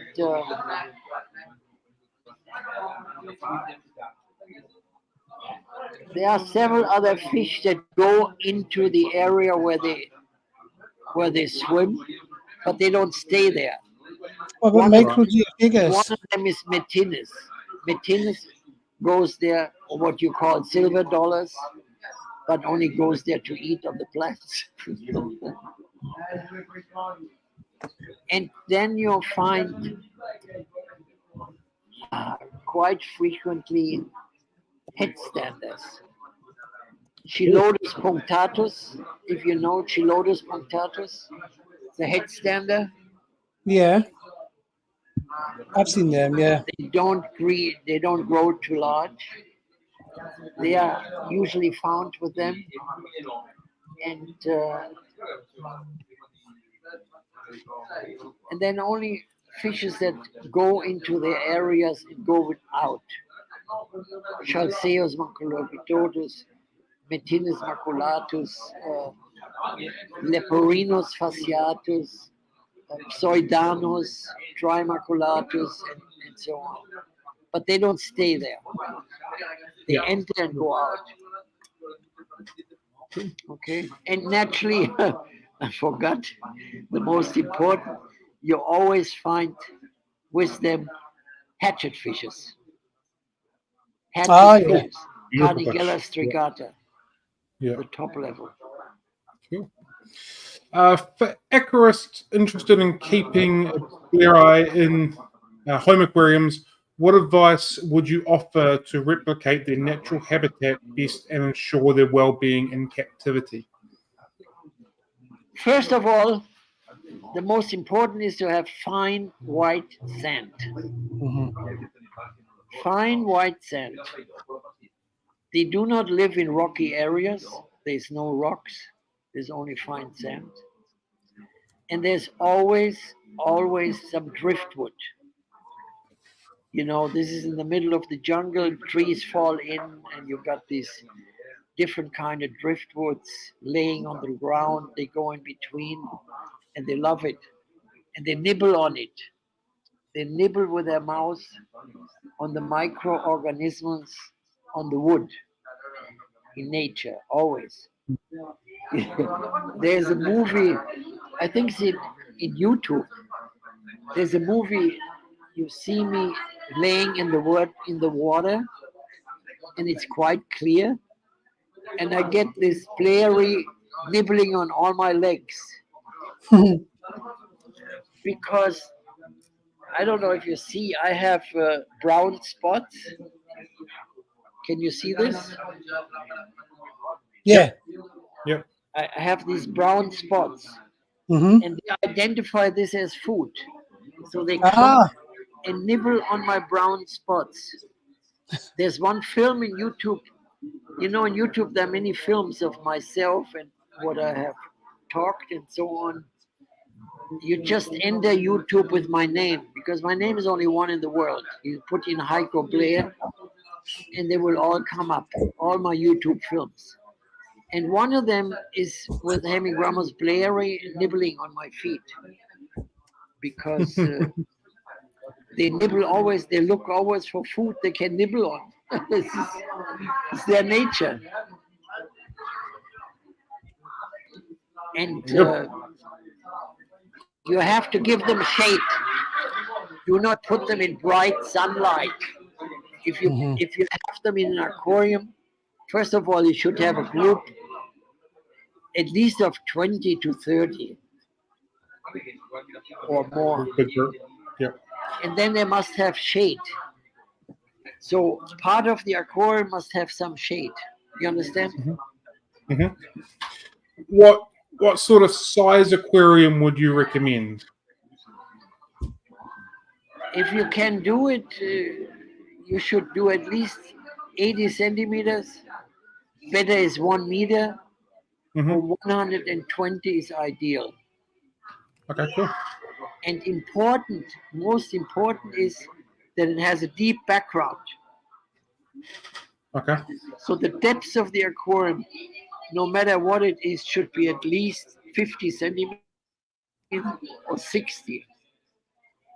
I do mine aquarium always with 80 centimeters. So the fish have enough to swim around, and you can do a very nice decoration. Mm-hmm. If the aquarium is too narrow, you're limited decoration. I have always this discussion with Mike from Aquarium Design Company. You know Aquarium Design Company? Yeah. Yeah. Mm-hmm. When he makes his narrow aquariums. And we're discussing forth and back. I said, this is not what you should do. He said, I have to make the exceptions because my client wants it this way. I would not give a client such an aquarium. Never. It's not good. It's not good for any fish. What else? Just cool. Next question is coming up onto the screen now. What drives you to explore remote and often dangerous locations searching for new species? First of all, I was taught this with the age of 4, but always my own expeditions when I started them.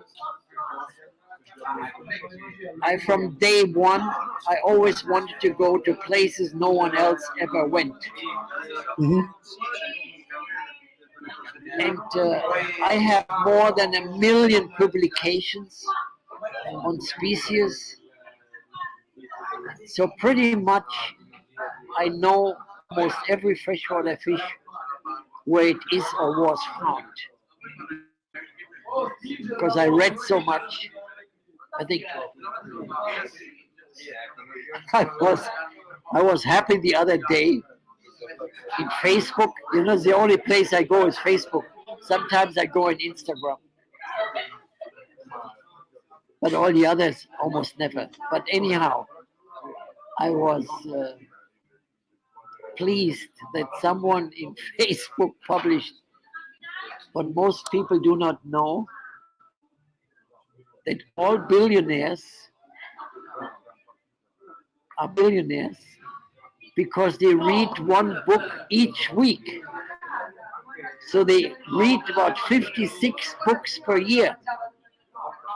And I think it's very wise because you can learn more from reading than with anything else. And I'm happy my daughter, she started already many years ago. She goes now and looks for the biggest books. She said, Amanda, you going to read this? I said, yes, Papa. I'm going in the woods because where my house is, it's in a forest next to a river. She can walk in the woods. We have found a seating place there. And she reads. She reads. She doesn't use the cellular phone, the smartphone all the time. Practically never. And I see this a problem worldwide, that the children don't read anymore. But it's actually the problem of parents. The parents give them a smartphone to liberate themselves from the kids. Yeah. I started to read when I was very young, tried to find out all the places. Because, my mother was very smart. She said, when we're, I think, 13, 14, she said, I have 2 boys. And we have all this culture of plants and fishes and so on. I have to divide this. One of you has to do the plants and one has to do the fishes. And I said, Mama, I'm going to do the fishes. So that's when I was 13, 14 years old, and I started to write to institutions around the world who would hire me because I wanted to study ichthyology. And at that time, in the 60s, there were not many places in the world you could study ichthyology. But I discovered there was the University of South Florida. They had classes of ichthyology. The only thing is, I worked daytime to have money, and I was very fortunate that they have classes at nighttime. So I worked from 5 to 5 for the fishes, and then I went in the car. I had a convertible. I jumped in and drove to the university. Professor at the university said, but you're not registered. I cannot give you a diploma. And I said, I don't care. I don't want a diploma. I want to learn. I want to learn. He said, okay, then you come to the classes and you sit in. And that's how I did 2 years. Nice. I don't need a document. when I saw Axelrod, you know, he came always to my house. He was telling me all the time, you know, I just bought this doctor title. I only paid $5,000 for it. So that's why he had Professor, Doctor, Doctor, because everything he bought. I said, what the fuck do I want this? I want to learn, not to buy some title. So Yeah, fair. anyhow, I started in very young age to look around the world. Today, it has become very easy because I know all the places, practically every corner of this planet. I know where they found freshwater fishes, and I know where they have not gone. And I go Google Map and I look up the locations. See, end of end of end of May, I'm going to another location, Amazon. But at these places, I can only get by charter plane. Ah, So I go many places in my life. I went with charter planes, or I went with helicopters. But then you must have the money. That's so expensive.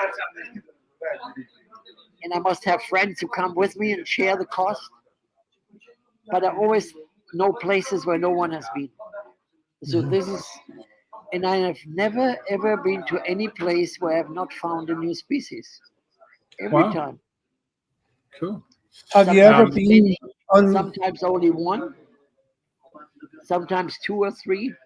I was just in Chile. It was ice cold. The water was 7 degrees, and I found the most southern galaxid. So, but naturally, not all fishes are good for aquariums. But I want to find them all. I still have 2 locations in the world I must go. I have now found the most southern freshwater fish on the planet. I was last year the most southern point of Argentina. I was southern point of Chile now. The most southern point of Africa. I was the southern point of Australia, Tasmania, New Zealand, uh, New Caledonia, all the islands. I found this family, this species. So I'm trying always, and this helps me now with Google Maps. This is good. And not always they are correct.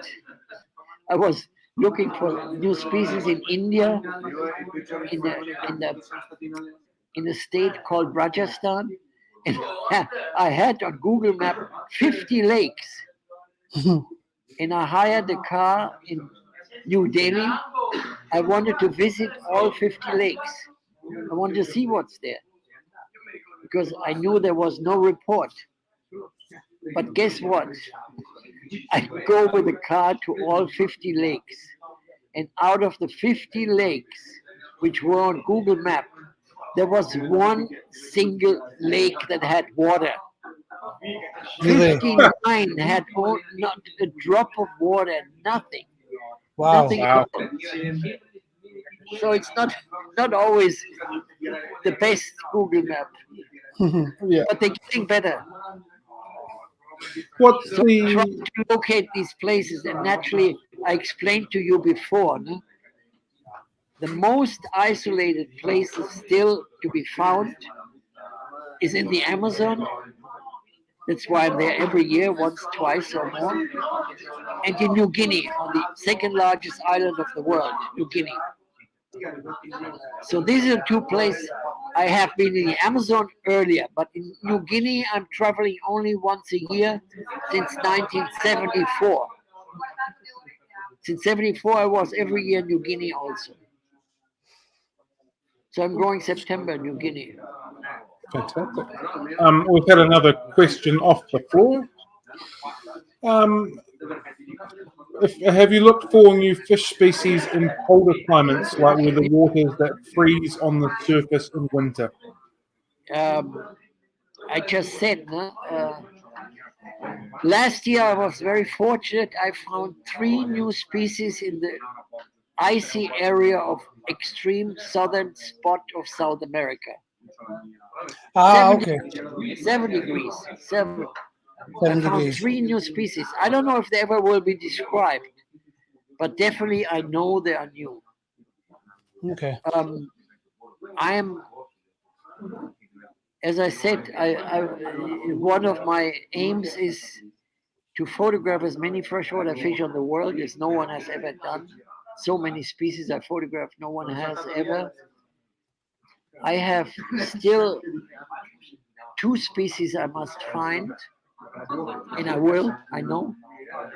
One is the most highest fish in the world, 5,786 meters high in Tibet.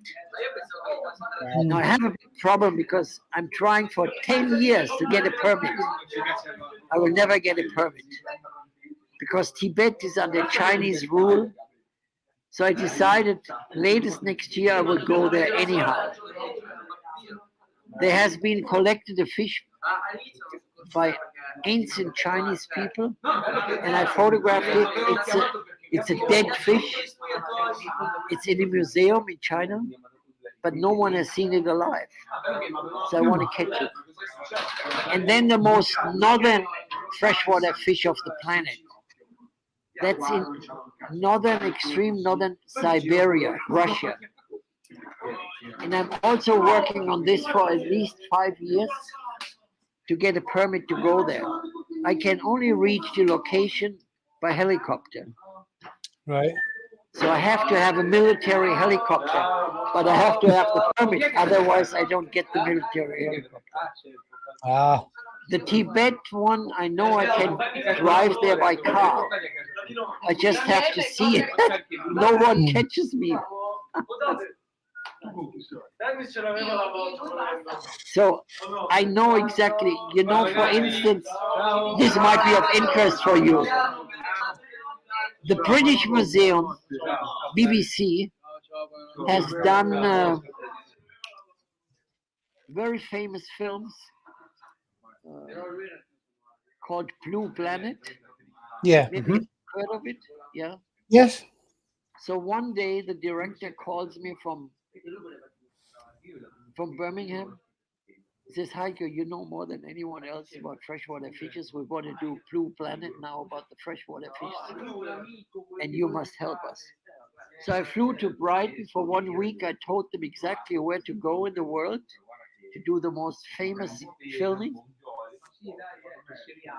And they couldn't believe it because, for instance, I explained them the deepest freshwater fish in the world is only found in Lake Baikal.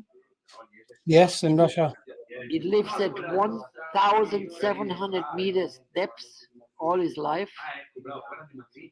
And the fish cannot put the young out at this depth. He cannot. The pressure is too high. So the fish goes slowly up 1.7 kilometers. But when he goes up, he explodes. The fish dies. The female dies. And all the young swim out. And they surface, but the young will go back down 1.7 kilometers and stay down there to adult size and so on. I told him no one has filmed this. This was one of the many things I explained to them. I could explain you now for 2, 3, 4, 5 days, more and more. Like the smallest fish in the world I found in Bhutan. Huh? It is 6.9 millimeters. 6.9 millimeters. It disappears on my finger. In my Indian book, you have it on my finger. It's Oh, I've seen that picture. I've seen that picture. okay.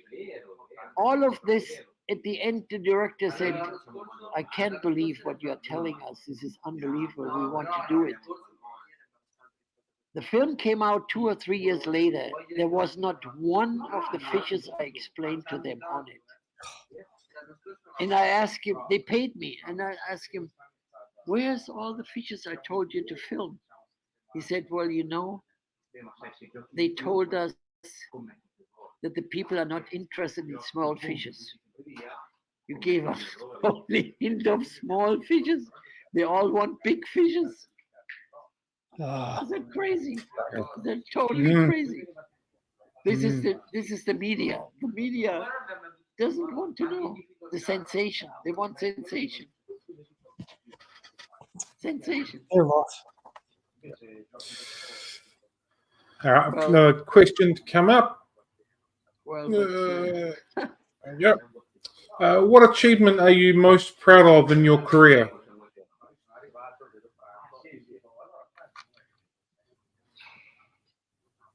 it's the same difficult question to answer as what is the most beautiful fish you found? I love every freshwater fish. Everyone has its own characters, its own environment, biotope. Um,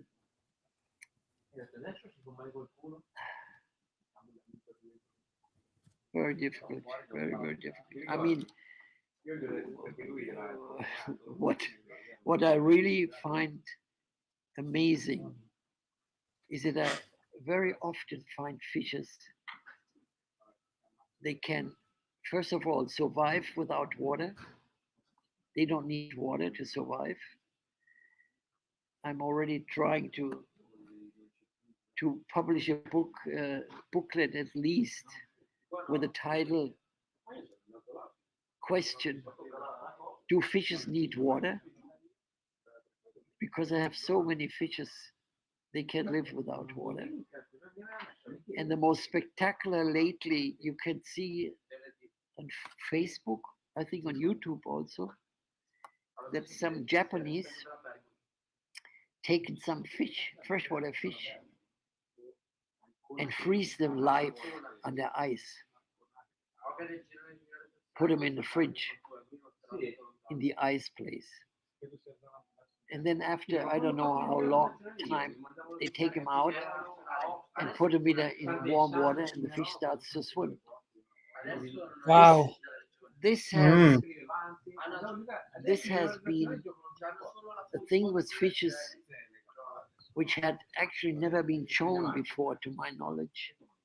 But this is very typical. Fish can survive.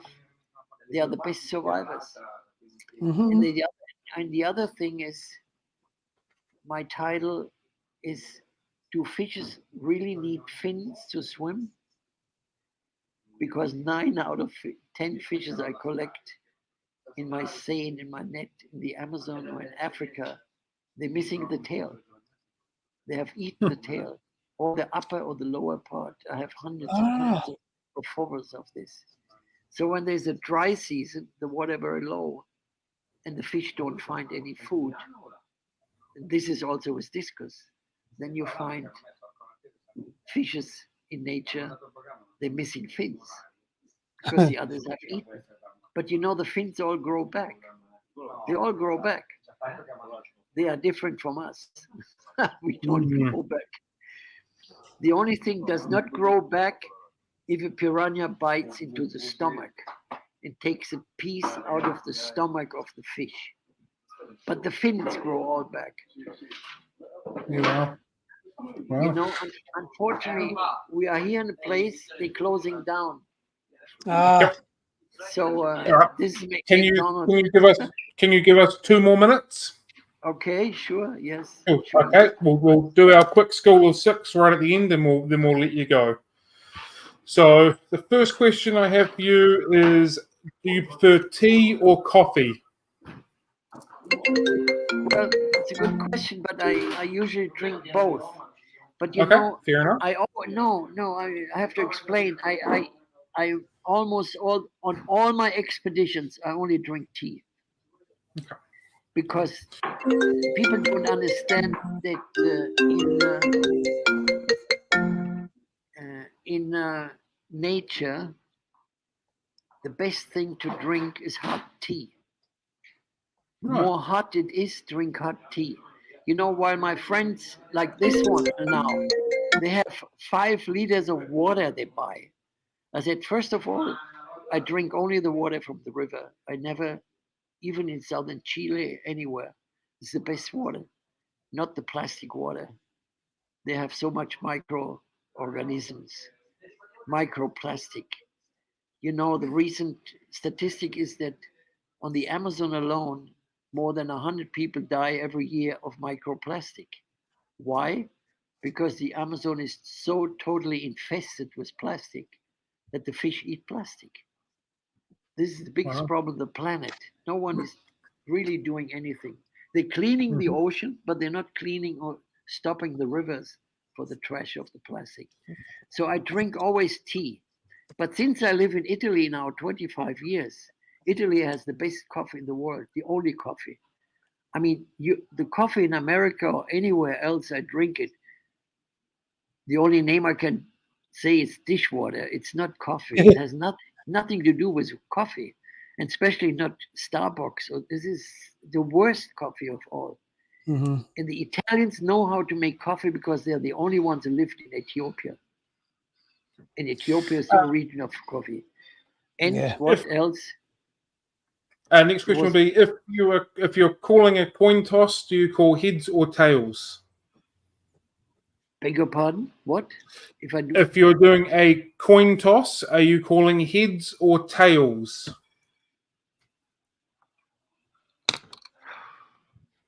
The coin test.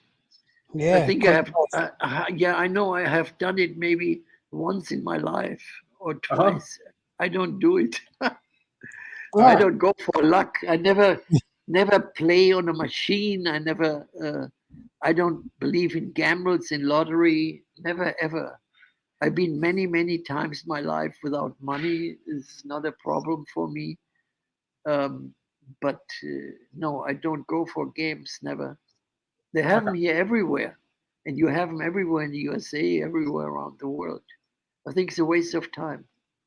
The same waste of time as not reading a book or just looking at the smartphone. And I have in Italy, I go in the morning with my bicycle because you have the advantage in Italy, you have a coffee shop everywhere. Everywhere is a coffee shop. Everywhere. Italians drink so much coffee and the best. And then I drive to such a coffee shop, and there are only sitting old people in front and drinking a wine or whatever alcohol. And I ask myself, these are people who have a pension. Huh? They 65 or 67, they get a pension. And to me, they're just sitting there waiting for their death. They don't do anything. I mean, there's such a thing I could never do in my life. I mean, if I stopped one day, that's it. I would never, ever stop. And I love the English movie actor. I know his wife, Antonia Hopkins. He always says, never stop, never stop, never, ever stop. You should never stop in your life. You should always go on. Not waste your life for nothing. Always go on. And that's what I'm doing. Never stop. Cool. Any more? Okay. Well, I have a few more, but I think being that McDonald's is closed, we might probably just call it there, just so you don't get abruptly evicted. Yeah, it's all empty, as you see. Thank you very much for your time. We really appreciate it. It's been a bit of an effort to get where we are, so yeah, it's been fantastic. So thank you very much, and look forward to more of your books coming out, and more of your reports, and more of your travels and all that kind of stuff. So thank you very much. Okay, thank you. All the best. Yes, all the best. I do always this one here. Where is it? This one. Peace. Yeah. You will see this on all my photos. I do, yeah. Never stop. Okay. Victory. Okay, Mike. Thank everyone for joining us. I hope you enjoyed this evening. Beg your pardon? See you later. Bye. See you later.